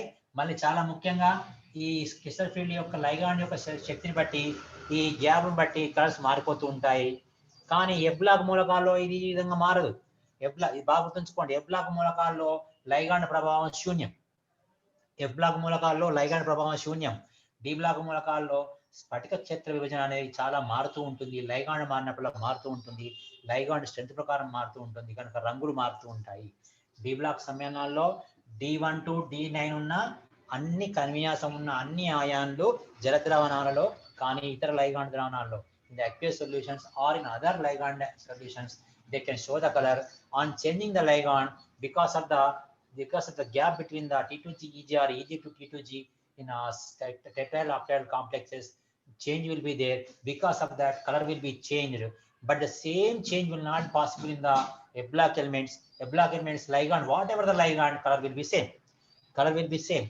ఒక ఆయాన్కు లాంథాయిడ్ కాంపౌండ్ లో ఒక ఆయాన్ కలర్ ఉంది అంటే అదే కలర్ ఉంటుంది, కలర్ మారదమ్మా. సరే, లైగాండ్ మారినా కలర్ మారదు. అక్కడ కూడా ఈ విధంగానే విభజన ఉంటుంది. డి బ్లాక్ లో అయితే T2G వచ్చిందో అదేవిధంగా ఎఫ్ బ్లాక్ లో కూడా విభజన వస్తుంది.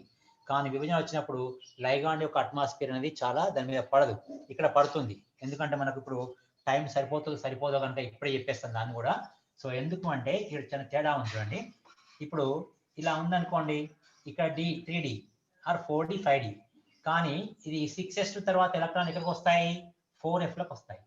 4f కన్నా మధ్యలో 5D ఉంది అంటే లైగాండ్ వచ్చినప్పుడు 5D మీదనే పడతాయి డైరెక్ట్, కానీ 4f ఏం చేయవు. 4f లోపల ఉంది కనుక స్ప్లిట్టింగ్ అయి ఇంత ఉంది అంటే అంతే ఉంటుంది, ఎందుకంటే లైగాండ్ నుంచి చాలా దూరంగా ఉంటుంది, లోపల ఉంటుంది కనుక దీని యొక్క విభజన అనేది లైగాండ్ యొక్క ప్రభావం చేత మారదు, అస్సలే మారదు. కనుక వీటి యొక్క సిగ్నల్స్ కూడా చాలా చాలా సన్నగా వస్తాయి, డీ బ్లాక్ ఎలిమెంట్ లాగా బాగా లావుగా రావు. తర్వాత మళ్ళీ అదేవిధంగా వీటి యొక్క కలర్ మారదు, ఎప్పటికీ వీటి కలర్స్ అసలు మారవు. ఫస్ట్ ఏ కలర్ ఉంటుందో చివరిదాకా అదే కలర్ ఉంటుంది.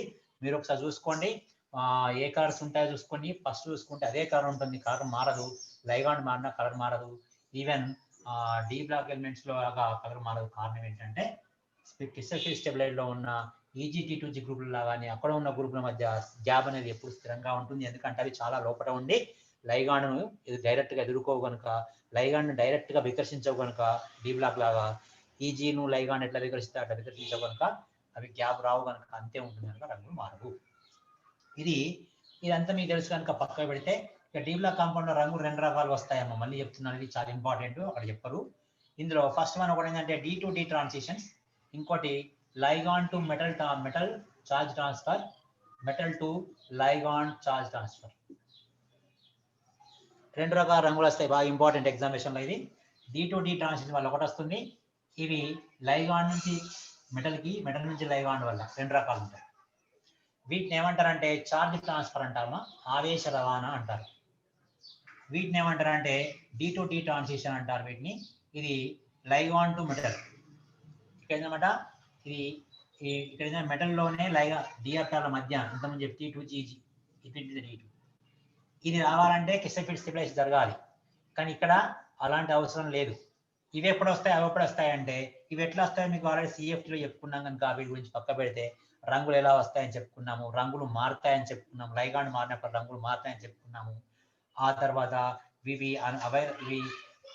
అనువైనవి కావు, ఫోర్బిడెన్ కనుక, D-to-D ట్రాన్సిషన్ ఫోర్బిడెన్ కనుక చాలా పేలవమైన రంగులు ఉంటాయని చెప్పుకున్నాము. ఉదాహరణకు ఫెర్రస్ సల్ఫేట్, కాపర్ సల్ఫేట్ ఇవన్నీ నీలి రంగు, ఇవన్నీ చాలా లైట్ కలర్స్ ఉంటాయి, లైట్గా ఉంటాయి. కానీ వీటికి వచ్చేసరికి ఏమవుతుందంటే మెటల్ టు లైగాండ్ అంటే, ఫర్ ఎగ్జాంపుల్ చూడండి, KMnO4 లో Mn+7 ఉంటుంది, ఇలా డిఆర్టాలు ఖాళీ, మరి ఇక్కడ రంగు రావాలి, రంగు రావద్దు, D-to-D ట్రాన్సిషన్ లేవు, కలర్ ఉండకూడదు, కానీ కలర్ ఉంటుంది, ఎందుకంటే ఆక్సిజన్ మీద ఉన్న బాండింగ్ ఆర్టాలు ఇందులోకి వెళ్ళి ఎలక్ట్రాన్లు ఈజీలోకి పంపిస్తాయి. ఇది ఖాళీ, ఎందుకంటే ఇది Mn+7, అట్రాక్షన్ పవర్ చాలా ఉంటుంది, మ్యాంగనీస్ చాలా చిన్న సైజు, +7 ఆక్సిజన్ స్టేటు, ఎలక్ట్రాన్ బాగా లాక్కుంటుంది కనుక ఇక్కడ MnO మీద ఉన్న ఎలక్ట్రాన్లు ఈ ఖాళీ ఆర్టాల్లోకి ప్రవహించడం ద్వారా దీని మీద ఉన్న ఎలక్ట్రాన్లు విజిబుల్ లైట్ రేడియేషన్ తీసుకొని ఈ విధంగా ఇక్కడికి పంపించడం ద్వారా అందులోకి రావడం వల్ల కలర్ ఏర్పడుతుంది. దీన్ని మనం ఏమంటామంటే లైగాండ్ నుండి లోహానికి చార్జ్ ట్రాన్స్ఫర్ సెలక్షన్ అంటాము, లైగాండ్ మీద చార్జ్ ట్రాన్స్ఫర్ అంటాము. ఇలా జరగడం అనేది దృశ్యకాంతి విజువలైజేషన్ జరుగుతుంది. ఇది అలౌడ్, స్పెక్ట్రోస్కోపిక్ రూల్స్ ప్రకారం ఇది అలౌడ్ కనుక చాలా తీక్షణమైన కాంతి కలిగి ఉంటుంది. Highly intense colours will be produced because of ligand metal charge transfer is going to takes place. అదే సమయంలో మరి KMnO4 కానీ, ఇదే విధంగా పొటాషియం డైక్రోమేట్ కానీ, K2Cr2O7 కానీ, పొటాషియం క్రోమేట్ కానీ, ఈ విధంగా ఇవన్నీ కలర్ ఎందుకున్నాయి, అన్నింటిలో కూడా డీ బ్లాక్ లో +6 +6 +7 +4 ఇవన్నీ ఉండడం వల్ల, అంటే డిఆర్టాల్లో ఎలక్ట్రాన్స్ ఉన్నా రంగులు ఉన్నాయి. సార్ మరి ఇంతకుముందే చెప్పారు కదా, D-to-D ట్రాన్సిషన్ జరగాలంటే D1 to D9 ఉంటేనే మనకు కలర్స్ ఉంటాయని CFT ప్రకారం చెప్పుకున్నాం కదా. మళ్ళీ ఇదేంటి సార్ అంటే, ఇవి CFT ప్రకారం కాదు, D-to-D ట్రాన్సిషన్స్ కాదు, కక్షలో అవి ఒకే ఉపకక్షలోనే జరుగుతాయి, కానీ ఇవి లైగాండ్ నుంచి లోహం పైకి, లోహం నుంచి లైగాండ్ పైకి జరుగుతాయి. ఇవి జరగడం వల్ల రంగులు తీక్షణమైన రంగులు ఏర్పడతాయి, బాగా చాలా చాలా స్ట్రాంగ్ లైగాండ్స్ ఉంటాయి. అందుకని మీకు తెలుసు పొటాషియం డైక్రోమేట్ ఏ రంగులో ఉంటుందో, ఎంత చిక్కగా ఉంటుందో, KMnO4 కూడా ఎలా ఉంటుందో, ఎంత చిక్కగా ఉంటుందో మీకు తెలుసు. అట్నే పొటాషియం క్రోమేట్ కూడా రంగులను కలిగి ఉండడం కారణం అదే. అదేవిధంగా కాడ్మియం సల్ఫైడ్ నిజానికి ఇది ఎల్లో కలర్ ఉంటుంది, yellow. Mercury iodide red brick red colour, HA2 red colour ఉంటుంది. అదేవిధంగా దాన్ని ఏమంటారు, ఇంకా జింక్ సల్ఫైడ్ అయితే కలర్లెస్. ఇవన్నిట్లో కూడా ఏమవుతుందమ్మా, జింక్ లో 3D10 కనుక 3D10 అంటే D-to-D ట్రాన్సిషన్స్ ఉండవు, ఇంతకుముందు చెప్పుకున్నాం. ఎందుకంటే ఇంట్లో మొత్తం నిండి ఉన్నాయి కనుక ఇక్కడ నుంచి ఎక్కడ పోతుంది, అది పైన ఖాళీ లేనప్పుడు ఇక్కడ నుంచి ఎగ్జైట్ కావడానికి ప్లేస్ లేదు కనుక ఎగ్జైట్ కాదు, కలర్ ఉండదు కనుక మరి కలర్ లేదు. అదేవిధంగా మరి కాడ్మియం సల్ఫైడ్ కలర్ ఎందుకు ఉంటుంది అంటే, కాడ్మియం సల్ఫైడ్ లోకి వెళ్ళి ఉన్న ఈ D10 ఈజీలకు ఉన్న ఎలక్ట్రాన్లు T ఎలక్ట్రాన్లు ఇక్కడ నుంచి సల్ఫైడ్ యొక్క యాంటీ బాండింగ్ ఆర్టాలకు వెళ్ళిపోతాయి. మీ అందరికీ తెలుసు బాండింగ్ ఆర్టాలు యాంటీ బాండింగ్ ఆర్టాలు అంటే మనము ఇక్కడ ఏ చాప్టర్ లో మెటల్ కార్బోనేట్ చెప్పుకున్నాం.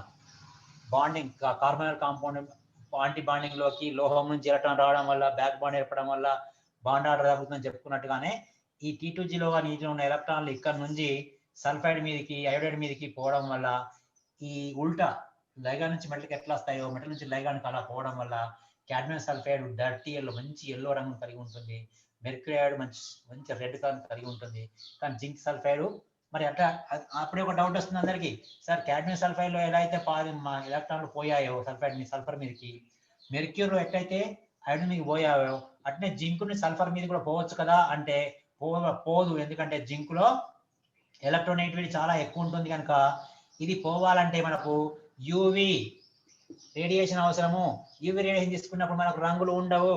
అంటే ఇక్కడ కూడా ఒకవేళ విజువలైజేషన్ తీసుకుంటే ఇక్కడ కూడా జింక్ సల్ఫైడ్ ఏదో ఒక రంగును కలిగి ఉండేది. కానీ జింక్ కన్నా కాడ్మియం పెద్ద సైజు కనుక ఎలక్ట్రాన్ తక్కువ కనుక ఎలక్ట్రాన్ తొందరగా పోగొట్టుకుంటుంది కనుక దీని మీద విజిబుల్ రేడియేషన్ పడగానే ఎలక్ట్రాన్లు ఇక్కడ నుంచి వెళ్ళి సల్ఫర్ మీదకి జంప్ అవుతాయి కనుక కాడ్మియం సల్ఫైడ్ ఎల్లో కలర్ ఉంటుంది. దాని కింద ఉన్న మెర్క్యూరీ ఇంకా పెద్దది కనుక ఆల్మోస్ట్ 2 ఎలక్ట్రాన్ సేమ్ ఉంటాయి కనుక దీని మీద కూడా ఎలక్ట్రాన్ దీనికి ఈజీగా పోతాయి కనుక మనకు ఇందులో అయోడైడ్ లో యాంటీబాండ్లోకి పోవడం వల్ల మనకు రెడ్ కలర్ వస్తాయి. కనుక కొన్ని చోట్ల మనకు కలర్స్ రావడం గల కారణము తీక్షణమైన రంగులు రావడం కారణం కేవలం D2D ట్రాన్సిషన్స్ మాత్రమే కాదు, దాంతోపాటు ఆవేశ రవాణా బదిలీ అంటాము, ఆవేశ బదిలీ అంటాము. లైగాన్ టు మెటల్కి, మెటల్ నుంచి లైగాన్కి చార్జ్ ట్రాన్స్ఫర్ కావడం వల్ల మనకు రంగులు ఏర్పడతాయి. ఇది చాలా చాలా ముఖ్యమైన కలర్. ఎందుకు వస్తుంది అంటే ఇక్కడ ఎగ్జామినేషన్ ఏమంటారంటే రంగు ఏది ఉంటుంది అని కాకుండా ఎందుకు ఉంటుంది అనే విషయం అడిగినప్పుడు మనము డిఆర్టార్ లో ఫుల్ ఎలక్ట్రాన్ నిన్నట్టయితే 3D10 4D10 అట్లా ఉన్నట్టయితే మెటల్ నుంచి లైగాండ్ కు చార్జ్ ట్రాన్స్ఫర్ అవుతుందని, ఒకవేళ మెటల్ ఖాళీగా ఉండి 3D0 ఉన్నట్టయితే లైగాండ్ నుంచి మెటల్ కు చార్జ్ ట్రాన్స్ఫర్ అవుతుందని, ఒకవేళ 3D1 to 3D9 మధ్య ఉన్నట్టయితే అది D2D వల్ల అవుతుందని. ఈ 3 రకాలుగా మనం రంగులు ఉన్నాయని చెప్పాలి. మీరు రంగులు ఉన్నాయని చెప్పడానికి 3 రకాల కారణాలు ఉన్నాయి. ఒకటి ఇది, దీన్ని ఏమంటారు చార్జ్ ట్రాన్స్ఫర్ అంటారు. ఇదేమంటారు D2D ట్రాన్స్ఫర్ అంటారు. ఇవి చాలా పేలవమైన రంగులు ఉంటాయి, ఇవి తీక్షణమైన రంగులు ఉంటాయి. ఇది గుర్తుపెట్టుకోండి. ఈ కింది వానలో తీక్షణమైన రంగు దేనికి ఉంటుంది అంటే 3D0 3D10 ఉన్న వాటిలో ఉంటుంది. పేలవమైన రంగులు దీనిలో ఉంటాయి. అందువల్ల రంగులు ఏ ఉంటాయని చెప్పాలనుకున్నప్పుడు మీరు ఏం చేయాలి, కేవలం D2D ట్రాన్స్ఫర్ వల్ల రంగులు ఉంటాయని చెప్పకూడదు. దాంతో పాటు ఈ విధంగా ఉన్నాయి కూడా రంగులు ఉంటాయి కనుక ఉన్నాయి ఏ రంగులు ఉన్నాయి అనుకున్నప్పుడు అందులో మళ్ళీ హై ఎలక్ట్రానెగటివిటీ ఉన్న వాటిలో ఉండవు. ఎందుకంటే వాటికి యూవీ లైట్ రేడియేషన్ అవసరం ఉంటుంది కనుక వాటిలో రంగులు ఉండవు. ముఖ్యంగా జింక్ సమ్మేళనాలు ఏవి కూడా రంగును ప్రదర్శించవు. కానీ కాడ్మియం మరియు మెర్క్యూరీ సమ్మేళనాలు రంగులను ప్రదర్శిస్తాయి. ఏది ఈవెన్ D10D సిస్టమ్ ఉన్నప్పటికీ కూడా దీనికి కారణం ఏంటంటే లైగాన్ నుంచి లోహానికి, లోహాన్ నుంచి లైగాన్కు ఎలక్ట్రాన్ రవాణా జరగడం వల్ల అవుతుంది. సో ఇప్పుడు దీని మీద మీరు ఏమైనా డౌట్ అడిగితే అడగవచ్చు.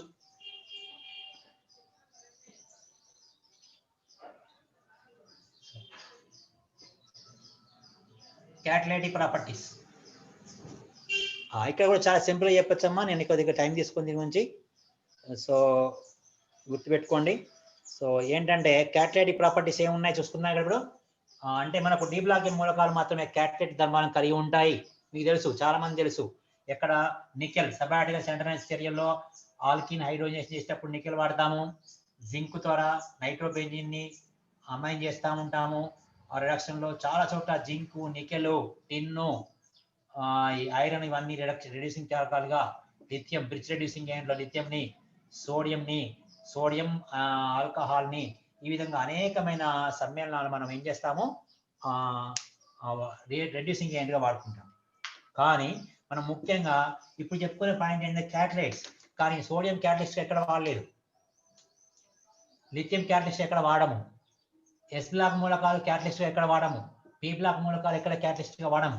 కానీ సాధారణంగా నికెల్ సబాటికల్ సెంటరైజ్ రియాక్షన్ V2O5 ఎక్కడ ఇది V2O5 ఎక్కడ వాడతాము,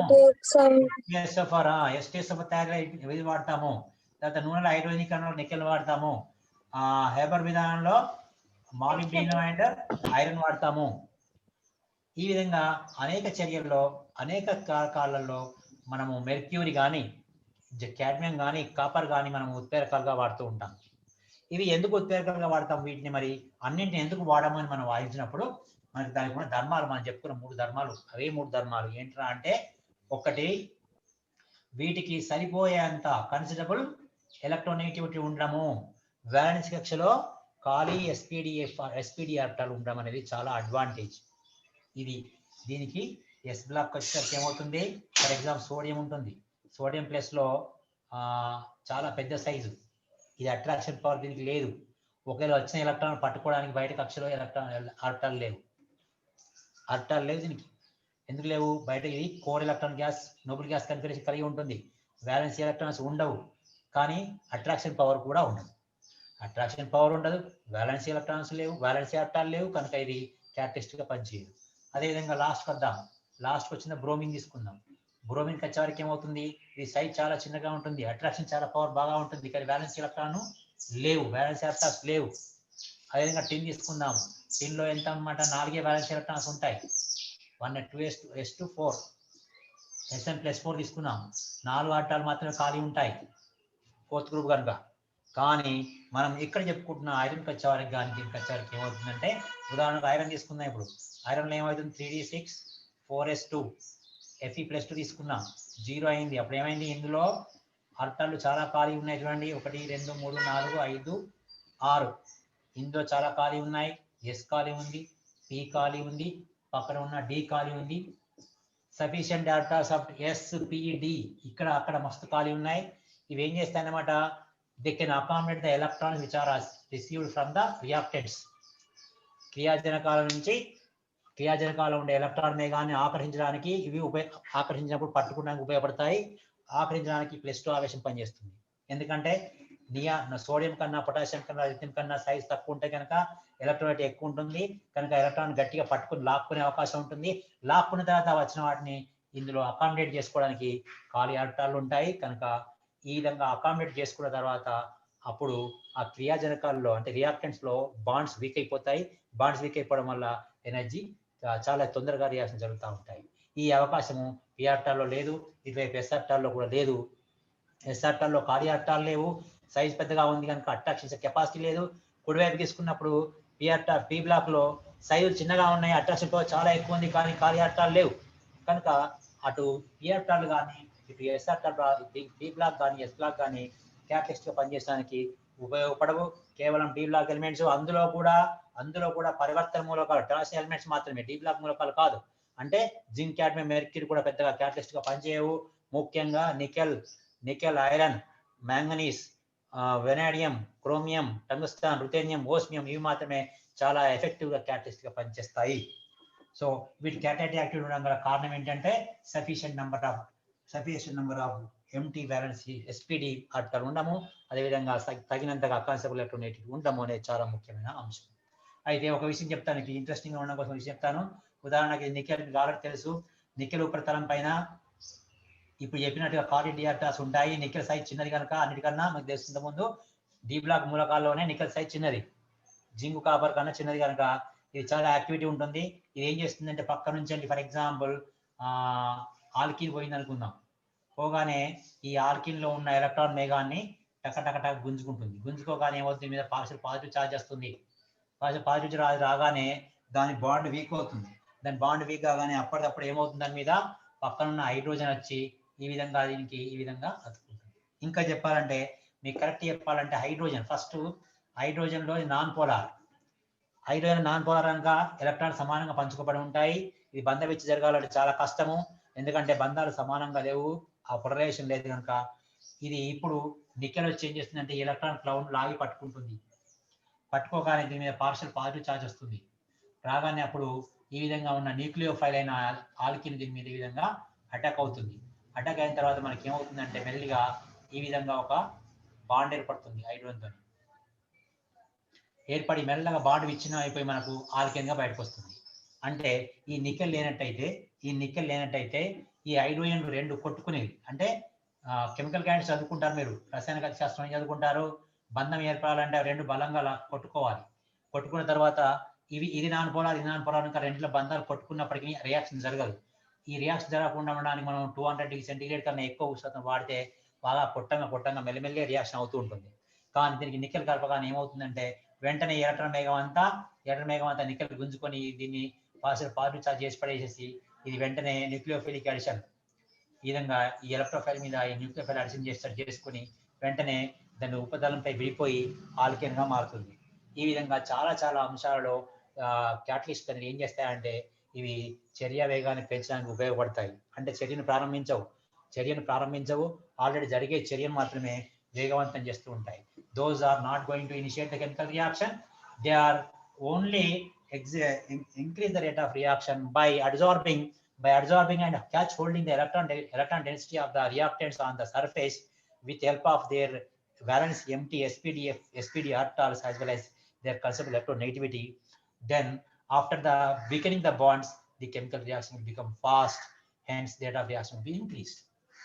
This is about the catalytic activity, and at the same time we are going to get the complex compound formation. ఇది మీకు చెప్పాల్సిన అవసరం ఉండదు, ఎందుకంటే మనకు కోఆర్డినేషన్ కాంపౌండ్ తయారు కావడమే దీని మీద ఆధారపడి ఉంటుందని చెప్పుకున్నాం కనుక. కాంప్లెక్స్ కాంపౌండ్ ఫామ్ కావాలంటే ఏం కావాలి మనకు? A complex stability will be more whenever the ionic potential is greater charge by radius. అంటే ఇక్కడ ఏం కావాలి?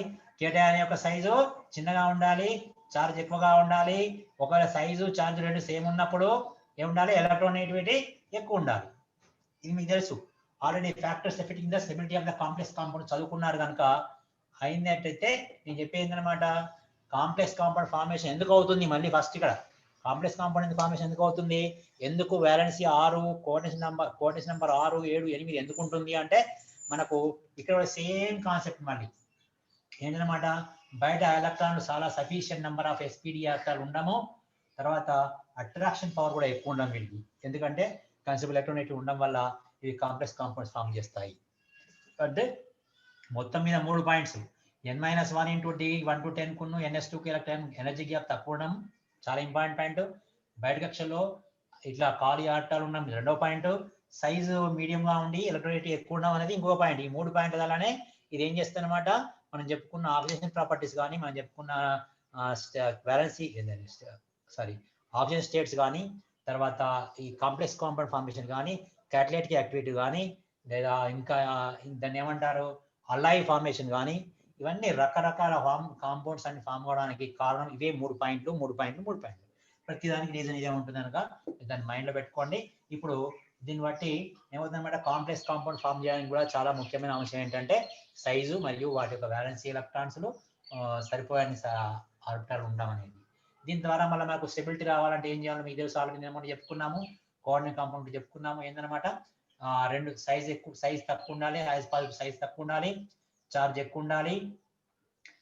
చార్జ్ రెండు సేమ్ ఉన్నప్పుడు ఎలక్ట్రోనెగటివిటీ ఎక్కువ ఉండాలి. ఎగ్జాంపుల్ జెర్కోనియం, హాఫ్నియం, ఇంతకు చెప్పుకున్నా. జెర్కోనియం +4, హాఫ్నియం +4 రెండు సేమ్ సైజ్ ఉంటాయి, కానీ దీని యొక్క ఎలక్ట్రోనెగటివిటీ ఎక్కువ ఉంటుంది కనుక హాఫ్నియం యొక్క దాని ఏమంటారు స్టెబిలిటీ ఎక్కువగా ఉంటుంది. ఈ అంశాలను మీరు దృష్టిలో పెట్టుకోవాలి. కనుక ఇది కాంప్లెక్స్ కాంపౌండ్ ఫామ్ చేయడానికి ముఖ్యమైన కారణం ఏంటంటే వ్యాలెన్సీ షెల్లో నంబర్ ఆఫ్ ఎస్పీడీఏ అట్టాలు ఖాళీగా ఉండము, అదే సమయంలో కూడా కన్సర్వ్ ఎలక్ట్రోనెగటివ్ ఉండము, అదేవిధంగా మళ్ళీ ఇంకోటి మూడవది వాటి యొక్క ఎనర్జీ గ్యాప్ ఎన్కు ఎస్కు మధ్య గ్యాప్ తక్కువ ఉండడం అనేది అంశాల మీద దృష్టి పెట్టుకోవాలి. So this is about the next one, alloys formation. Alloys. So వీటి యొక్క ట్రాన్స్ ఎలిమెంట్స్ యొక్క ముఖ్య ఉద్దేశం ఏంటంటే వీటికి అన్నిటికీ లేని, అంటే ఎస్ బ్లాక్ లో లేని, పి బ్లాక్ లో లేని యొక్క కొత్త ధర్మం ఏంటంటే ఇవి అల్లాయిస్ ఫామ్ చేసుకోవడం.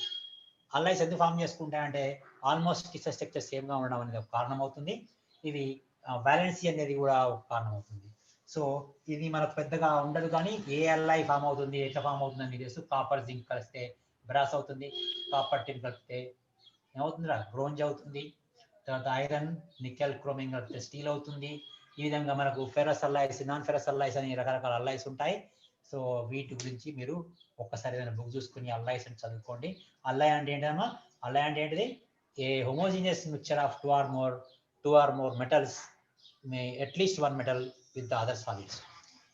2 లేదా అంతకన్నా ఎక్కువ లోహాల లేదా కనీసం ఒకటి లోహం ఉన్న సజాతీయ మిశ్రమాన్ని అల్లాయి అంటారు. ఇందులో మనకు సైజ్ సేమ్ ఉన్నప్పుడు వ్యాలెన్సీ సేమ్ ఉన్నప్పుడు ఒకే రకమైన అల్లాయిస్ మంచిగా ఏర్పడతాయి. సబ్స్టిట్యూషన్ అల్లాయిస్ అని రకరకాల అల్లాయిస్ ఉంటాయి. మీకు సిలబస్ లేనందుకు పక్క పెడతాము. సో ఇది డి బ్లాక్ యొక్క చరిత్ర. ఇంకేమైనా డౌట్స్ ఉంటే ఇప్పుడు మీరు అడగొచ్చు. అడిగిన తర్వాత మనం ఎఫ్ బ్లాక్ లో చాలా ముఖ్యమైన పాయింట్స్ చెప్పుకుంటాం.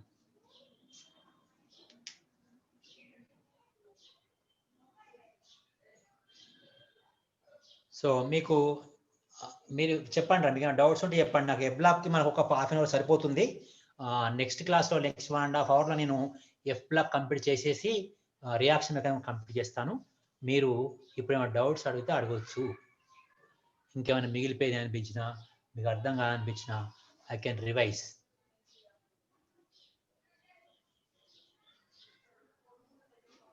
సార్ ఒకసారి కలర్ ప్రాపర్టీస్ గురించి చెప్పారు. ఏంటమ్మా గట్టి చెప్పు. లోహాలు కలర్స్. లోహాలు కలర్ సార్ కలర్. కలరా? గట్టి చెప్పినా? కలర్స్ సార్ కలర్స్ గురించి ఒకసారి ఎక్కడ ఏ కలర్స్ అనేది 2 రకాలా? చూడమ్మా, కాంప్లెక్స్ కాంపౌండ్స్ ఆర్ 2 types ఉంటాయన్నమాట కలర్స్ మనకు. ఒకటేమో D2 D ట్రాన్సిషన్ వలన, ఇంకోటేమో ligand to metal charge transfer, metal to ligand charge transfer. ఇది మీకు ఆల్రెడీ క్రిస్టల్ ఫీల్డ్ థియరీలో అయింది. మనకు కలర్స్ 2 సార్లు వస్తాయి. ఇది వస్తుందా బాబు?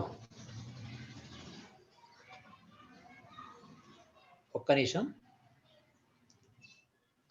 నేనేం చెప్తున్నా నేను, కలర్స్ ఎన్ని రకాలు ఉంటాయంటే మనకు 2 రకాల కలర్స్ వస్తాయి. మళ్ళీ చెప్తున్నాను, కలర్ ఎందుకు వస్తుంది? ఫస్ట్ కలర్ ఎందుకు వస్తుంది అంటే, ఒక పదార్థం గుండా లైట్ పంపించినప్పుడు విబ్జిఆర్లోకి వెళ్ళి ఏదైనా ఒక లైట్ని అబ్జర్వ్ చేసుకుంటే మిగిలిన రిమైనింగ్ లైట్స్ అన్ని కలిపి కాంప్లిమెంట్ కలర్గా బయటకు వస్తాయి. ఉదాహరణకు ఒక కాంపౌండ్ గుండా మనం బ్లూ లైట్ పంపించినప్పుడు బ్లూ లైట్ అబ్జర్వ్ చేస్తుంది అనుకోండి, అది రెడ్ లైట్గా బయటకు వస్తుంది. రెడ్ లైట్ అబ్జర్వ్ చేసుకుంటే బ్లూ లైట్గా వస్తుంది. వైడ్ పంపిస్తే వైడ్ పంపిస్తే ఎల్లో వస్తుంది, ఎల్లో పంపిస్తే వైడ్ వస్తుంది. మీరు ఒకసారి పుస్తకంలో ఏం చేయాలి, ఏది ఏ కలర్ శోధించుకుంటే ఏ కలర్ బయటకు వస్తుంది అనేది కాంప్లిమెంట్ కలర్స్ మైండ్లో ఫీడ్ చేసుకోవాలి, బట్టి పట్టుకోవాలి ఒకసారి.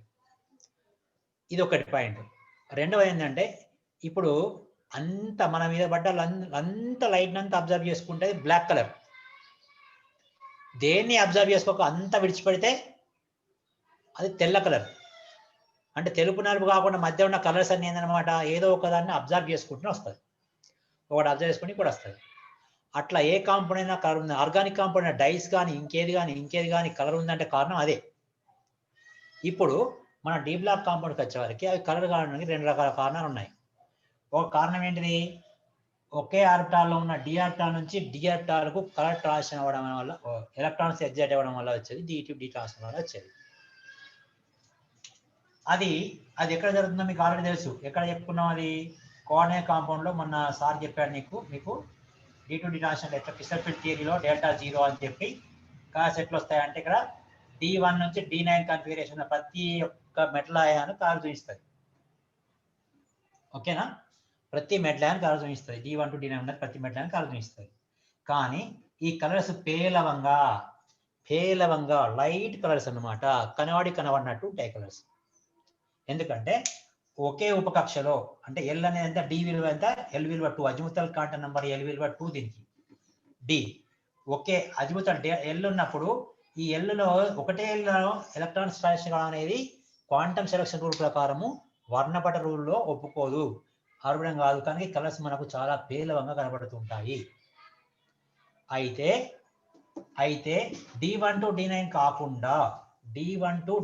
కాకుండా మనకు D0 ఉన్నవి కూడా రంగులు కనబడతాయి. ఉదాహరణకు పొటాషియం డైక్రోమేట్ Cr2O7-2, ఇది +6, క్రోమియం +6 అంటే అర్థమైందనమాట, 3D0. అదేవిధంగా KMnO4 మ్యాంగనేట్ పర్మాంగనేట్ అయాన్ KM4- లో ఇది +7 అంటే 3D0. అదేవిధంగా potassium dichromate, potassium chromate, potassium permanganate, ఇంకా చాలా కాంపౌండ్లలో ఇవి మనకు మంచి, ఇది ఆరెంజ్ కలర్ మీరు ల్యాబ్ లో చూసి ఉంటారు. ఇప్పుడు పర్మాంగనేట్ పర్పుల్ కలర్ మీరు ల్యాబ్ లో చూసి ఉంటారు, చిక్కగా ఉంటుంది, ఒక్క చుక్క వేస్తేనే ఫుల్ కలర్ వస్తుంది. ఇవి చాలా హైలీ ఇంటెన్స్ కలర్స్ ఉంటాయి. ఇవి రంగులు ఎందుకు ఉన్నాయో విషయం చెప్పలేకపోయింది crystal field theory. D block సమ్మేళనాల్లో రకాలుగా రంగులు ఉన్నాయి. D1 వలనే మన క్రిస్టల్ ఫీల్డ్ థియరీ చెప్పింది, కానీ ఇవి ఎట్లా ఉన్నాయో చెప్పలేకపోయింది. అదే విధంగా ఇవే కాకుండా మనకు కాడ్మియం సల్ఫైడ్ ఎల్లో రంగు ఉంటుంది. మీకు తెలుసు దాని అంటే సెమీ మైక్రో అనాలిసిస్ లో సెమీ మైక్రో అనాలిసిస్ ఏం చేస్తారు, జింక్ కాడ్మియం మనం ఎల్లో అమైనో సల్ఫైడ్ కానీ ఎస్టీఎస్ గ్యాస్ ప్యాచ్ చేయగానే పక్కన పసుపచ్చాక్షేపం వచ్చిందంటే కాడ్మియం ఉందని నిర్ధారించుకుంటాం. అంటే ఎందుకు కాడ్మియం ఉందని చెప్తున్నాము, జింక్ సల్ఫైడ్ ఉంటుంది, అట్నే మెర్క్యూరీ ఐరన్ ఉంటుంది, ఇవన్నీ కార్బన్స్ ఉంటాయి. జింక్ సల్ఫైడ్ కార్ ఉండదు, కాడ్మియం సల్ఫైడ్ కార్ ఉంటుంది. ఇది జింక్ DD10 ఇది 4D10, ఇది 5D10, ఇది రెడ్ కార్ ఉంటుంది, ఇది ఎల్లో కార్ ఉంటుంది, ఇది మాత్రం కార్ ఉండదు. అంటే సార్ మీరు ఇంతకుముందు ఏం చెప్పారు, D1 to D9 ఉన్నాయి కార్ ఉంటామన్నారు, ఓకే ఒప్పుకున్నాం, అయిపోయింది. దానికి DT2 అని చెప్పారు, కిసల్ఫియర్ థియరీ చెప్పారు, బాగానే ఉంది. మరి పొటాషియం డైక్రోమేట్ ఎందుకు కారు ఉంది, మంచి కారు. KMnO4 ఎందుకు ఉంది అంటే దానికి ఏం చెప్పాను, లైగాండ్ నుంచి మెటల్ అంటే KMnO4 లో ఏమవుతుందన్నమాట, కలర్ రావడానికి కారణం ఏంటి అంటే ఈ ఆక్సిజన్ మీద ఉన్న బాండింగ్ ఎలక్ట్రాన్లు పై స్టార్ సిగ్మాలకు వెళ్ళి ఎలక్ట్రాన్లు, మీకు తెలుసు ఆల్రెడీ సిగ్మాలో ఎలక్ట్రాన్లు ఉంటాయి, పైలో ఉండవు. ఇక్కడ ఈ విధంగా మనం బొమ్మ గీస్తాం చూసారు కదా, ఇలా గీసినప్పుడు ఏమొస్తుంది మనకు, ఈ విధంగా ఉంటుంది, ఇలా ఎలక్ట్రాన్స్ ఉంటాయి. ఈ ఎలక్ట్రాన్ దీంట్లో ప్రయాణం చేస్తాయి. అంటే ఆక్సిజన్ మీద ఉన్న బాండింగ్ ఎలక్ట్రాన్స్, బాండింగ్ BMO లో ఉన్న ఎలక్ట్రాన్స్ మ్యాంగనీస్ మీద ట్రాన్స్ఫర్ అవుతాయి. ఎట్లా ట్రాన్స్ఫర్ అవుతాయి అవి అంటే కేవలం దృగ్గోచర కాంతి విజిబుల్ లైట్ తీసుకొని ట్రాన్స్ఫర్ అవుతాయి కనుక మనకు బ్రిలియంట్ కలర్స్ కనబడతా ఉంటాయి. మరి అదేవిధంగా ఈ జింక్ సల్ఫైడ్ కాడ్మియం సల్ఫైడ్ లో ఏం జరిగింది అంటే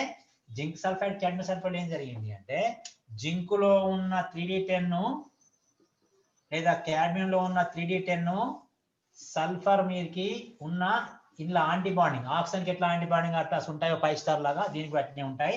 దాంట్లోకి ఎలక్ట్రాన్లు ట్రాన్స్ఫర్ అవుతాయి by absorbing visible radiation.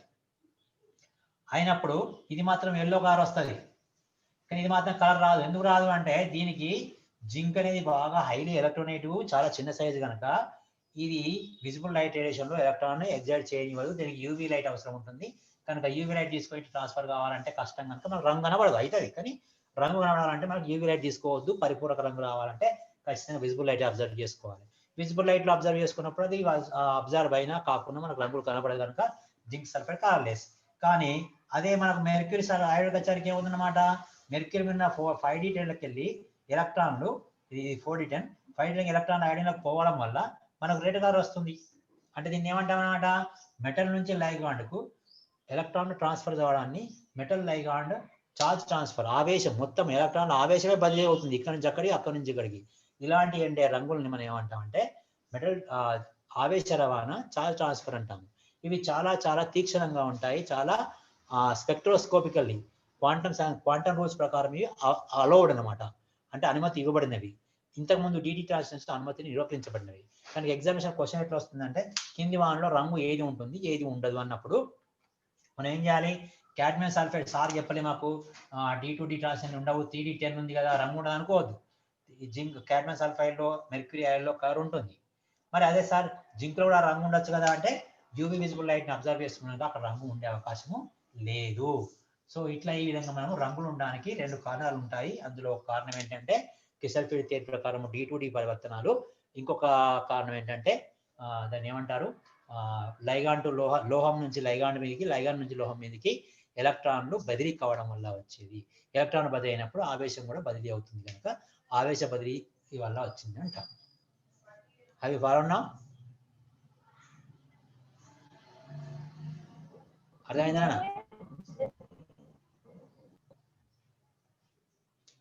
Any other? Anti ferro ఒకసారి చెప్పారా సార్? మళ్ళీ చెప్పమ్మా, గట్టిగా మాట్లాడు. ఫెర్రో అయస్కాంత ప్రభావం, యాంటీ ఫెర్రో అయస్కాంత ప్రభావం ఒకసారి చెప్పారా sir please? Okay okay why not, sure చూడమ్మా వినండి, మళ్ళీ చెప్తున్నా మీకు. అది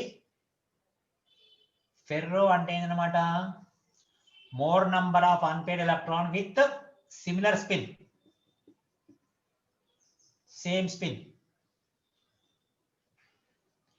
మోర్ నంబర్ ఆఫ్ 4 లేదా 5 లేదా అంతకన్నా ఎక్కువ ఎలక్ట్రాన్లు ఒకే స్పిన్, భ్రమణం అంటే అన్ని క్లాక్ వైజ్ ఒక దిక్కు తిరిగినప్పుడు వాటన్నిటి సమ్ అయిపోయి హైయెస్ట్ పారామాగ్నెటిక్ అవుతుంది, దాన్ని ఫెర్రో అంటాం. ఓకేనా? నెక్స్ట్ అదే అది. Okay sir. నెక్స్ట్ ఇంకోసారి 5 ఉన్నాయి, ఇందులో 3 clock wise, 2 anti clock wise. ఏమైందమ్మా? వీటి యొక్క మ్యాగ్నెటిక్ మూమెంట్ వీటి యొక్క మ్యాగ్నెటిక్ మూమెంట్ క్యాన్సిల్ అయిపోతుంది. ఒకటే ఎక్కువ ఉంది. ఇప్పుడు ఇది ఒకటే ఉంది, పారాలాగా రావాలి. కానీ పారాలో ఒకటే ఉంటే పారా 5 అన్పేర్డ్ ఎలక్ట్రాన్స్ ఉండి ఒకటే ఎలక్ట్రాన్ 1.73 ఉంటుంది పారామాగ్నెటాన్. అది పారాలో ఒకటే ఉంది అనుకో. ఫర్ ఎగ్జాంపుల్ టిటానియం ఉంది, టిటానియంలో 3d1, ఇలా కూడా 1.73 ఉంటుంది. ఇలా 3d 5 ఉన్నాయి, ఇలా 3d 5 ఉన్నాయి, కానీ 1.73 ఉంది. ఒక్కటి ఉన్నా 1.73 బార్ మ్యాగ్నాన్సే, ఇక్కడ 5 ఉన్నా 1.73 బార్ మ్యాగ్నాన్సే. అంటే దీన్ని ఏమంటాం? ఇప్పుడు దీన్ని ఏమంటాం? ఫెర్రీ అంటాం. అంటే ఆడ్ నెంబర్ ఆఫ్ ఎలక్ట్రాన్స్ ఉండి అందులో కొన్ని క్లాక్ వైజ్ కొన్ని యాంటీ క్లాక్ వైజ్ ఉన్నప్పుడు ఒక్కటి ఎక్కువ ఉంటుంది కనుక దాని వాల్యూ ఈ 2 క్యాన్సిల్ అయిపోగా మిగిలిన దాన్ని కనుక్కుంటాం. అంటే ఇక్కడ ఒకటి ఉన్నా వస్తుంది, ఇక్కడ 5 ఉన్నా ఇంత వస్తుంది. కారణం ఏంటన్నమాట? ఇక్కడ దీన్ని పారా అంటాం, దీన్ని ఫెర్రీ అంటాం. ఒకవేళ 4 ఉన్నాయనుకో, ఈవెన్ నెంబర్ ఉంటాయి, ఈవెన్ నెంబర్ ఉండి 6 ఉన్నాయి అనుకుందాం ఎలక్ట్రాన్స్. 1 2 3 4 5 6 ఉన్నాయి అనుకో. ఈ 3 క్లాక్ వైజ్, ఈ 3 యాంటీ క్లాక్ వైజ్ ఏమవుతుంది? 0, నెట్ 0. అంటే అన్పేర్డ్ ఎలక్ట్రాన్స్ ఉండి కూడా డయామాగ్నెటిక్ లాగా ఉంటుంది అనుకో, దాన్ని ఏమంటాం? యాంటీ ఫెర్రీ అంటాం. అర్థమైందా? యాంటీ ఫెర్రీ అంటే ఏంటన్నమాట? నంబర్ ఆఫ్ అన్పేర్డ్ ఎలక్ట్రాన్స్ ఉంటాయి కానీ మ్యాగ్నెటిక్ మూమెంట్ 0 ఉంటుంది. ఎందుకు ఉంటుంది అట్లా అంటే అలా ఈవెన్ నెంబర్ ఆఫ్ ఎలక్ట్రాన్స్ ఉంటాయి, అందులో కొన్ని క్లాక్ వైజ్ ఉంటాయి, కొన్ని యాంటీ. దీన్ని పట్టుకొని మనం ఇప్పుడు దీన్ని మ్యాగ్నెటైజ్ చేస్తే అన్ని ప్యారలల్ అయిపోతాయి అనుకో, అది ఫెర్రో అయిపోతుంది. ఇది దీన్ని ఫెర్రో చేయొచ్చు, ఎందుకంటే 6 అన్పేర్డ్ ఎలక్ట్రాన్స్ ఉన్నాయి కానీ కొన్ని క్లాక్ వైజ్ కొన్ని యాంటీ క్లాక్ వైజ్. ఇప్పుడు దీన్ని మ్యాగ్నెటైజ్ చేసినాం అనుకో, దీన్ని రబ్ చేసినాం అనుకో, ఏమవుతుంది? ఇవి కాస్త స్పిన్ చేంజ్ చేసుకుంటే మనకు ఆటోమేటిక్గా ఏమవుతుందంటే ఫెర్రో మ్యాగ్నెటిక్ గా మారిపోతాయి. అయితే వీటికి ఎగ్జాంపుల్స్ రేరుగా ఉంటాయమ్మా, ఎగ్జాంపుల్స్ రేరుగా ఉంటాయి. 1 2 ఎగ్జాంపుల్స్ ఉంటే బాగుండవు. మనం డి బ్లాక్ లో ట్రాన్స్ఫర్మేటర్స్ లో ఉన్న అన్నింటిని తీసుకొని అన్పేర్డ్ ఎలక్ట్రాన్స్ ఉన్నాయని లెక్క వేసుకోవడము. 3D సిరీస్ అయితేనేమో డైరెక్ట్ గా నంబర్ ఆఫ్ ఎలక్ట్రాన్స్ తీసుకొని రూట్ n+n+ లో పెట్టి చెప్పేయచ్చు. తర్వాత 5 ఉన్నాయనుకో, 4 ఉన్నాయనుకో, ఐరన్ కానీ మ్యాంగనీస్ కానీ ఇవన్నిటిలోనేమో కోబాల్ట్ కానీ ఇందులోనేమో ఫెర్రో మ్యాగ్నెటిక్ ఉంటుంది. ఇక మిగతా అన్నింటిలో పారామాగ్నెటిక్ ఉంటుంది. ఈ యాంటీ ఫెర్రీ అనేది చాలా తక్కువ సంఖ్యలో ఉంటాయి, దాని గురించి మనకు అవసరం లేదు, కానీ ఏంటిదో విషయం తెలుసుకుంటే సరిపోతుంది. తర్వాత రూట్ n+2 అనే రూల్ మాత్రము కేవలం 3D సిరీస్ కి అప్లై చేయాలి, స్పినోలి ఫార్ములాకు. కింది వాటికి అప్లై చేయాల్సిన అవసరం లేదు. అయితే ఎప్పుడైనా కానీ లాంథాయిడ్ సమ్మేళనాల్లో ఉన్న ఇలా ఆటమ్స్ కి మనకు అనుకున్నట్టుగా అన్పేర్డ్ ఎలక్ట్రాన్స్ తో సంబంధం లేకుండా మ్యాగ్నెటిక్ మూమెంట్ ఉంటుంది. ఎందుకంటే అందులో మనకు స్పిన్ ఓన్లీ మూమెంట్ అనేది పనిచేయదు, ఆర్టల్ ఆంగల్ మూమెంట్ కూడా లెక్కలోకి వస్తుంది, అక్కడ క్వించింగ్ ఉంటుంది, ఇవన్నీ ఉంటాయి కనుక దాని గురించి అక్కడ మాట్లాడుతున్నాం. ఇంకేముందా డౌట్?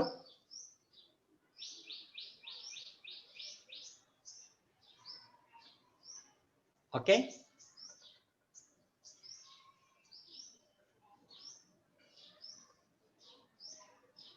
ఓకేరా?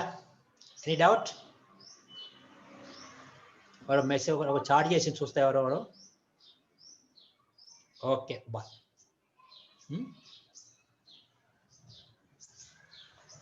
Can I close today? Sir wind up చేస్తున్నారా? చేస్తున్నా సార్. నేను రేపు ఇంకొక 1 hour లో 2 అయిపోతాయి సార్. ఎట్లా ఉన్నది? Okay okay sir. ఇంకో రోజు ప్లాన్ చేద్దాం. రేపు వీలు కదా అన్నారు కదా? రేపు కాదు సార్, బుధవారం అన్నా లేకపోతే శుక్రవారం అన్నా. ఓకే సార్, మళ్ళీ మాట్లాడుతున్నాం. అయితే మనకు కాన్స్టాంట్ గా 25 మెంబర్స్ ఉన్నారు సార్. అంటే మిగతా వాళ్ళు ఇక నిన్న చూద్దాం సార్, అది రేపు మరి రియాక్షన్ మెకానిజం మనము అది ఉన్న ఎబ్లాక్ సార్. ఎబ్లాక్ ఒక అర్ధ గంట పడుతుంది, దానికి ఒక అర్ధ గంట పడుతుంది, గంటలో అయిపోతుంది సార్ 2 అవి. Thank you very much sir. ఇంకా ఈ టైంలో స్ట్రెంత్ చూడదు సార్, ఎందుకంటే ఇష్టం ఉన్న పిల్లలు ఎవరికి, ఎందుకంటే మనం యాక్చువల్ గా వాళ్ళు చదువుకోమని వదిలేసాం. ఇది మన ఇంటర్వ్యూలో చెప్తాను, నో ప్రాబ్లం అని. ఇప్పుడు వీళ్ళు కూడా కాన్స్టాంట్ గా ఉన్నారు సార్, విన్న వాళ్ళు అంతే సార్. సీరియస్ పిల్లలు ఎప్పుడైనా ఒకసారి వాళ్ళను ఫీడ్బ్యాక్ తీసుకోండి సార్. అంటే వాళ్ళకి ఇంకేమైనా అవసరం ఉంటే చెప్పేద్దాం, అంత పెద్ద సమస్య కాదు మనకు. కానీ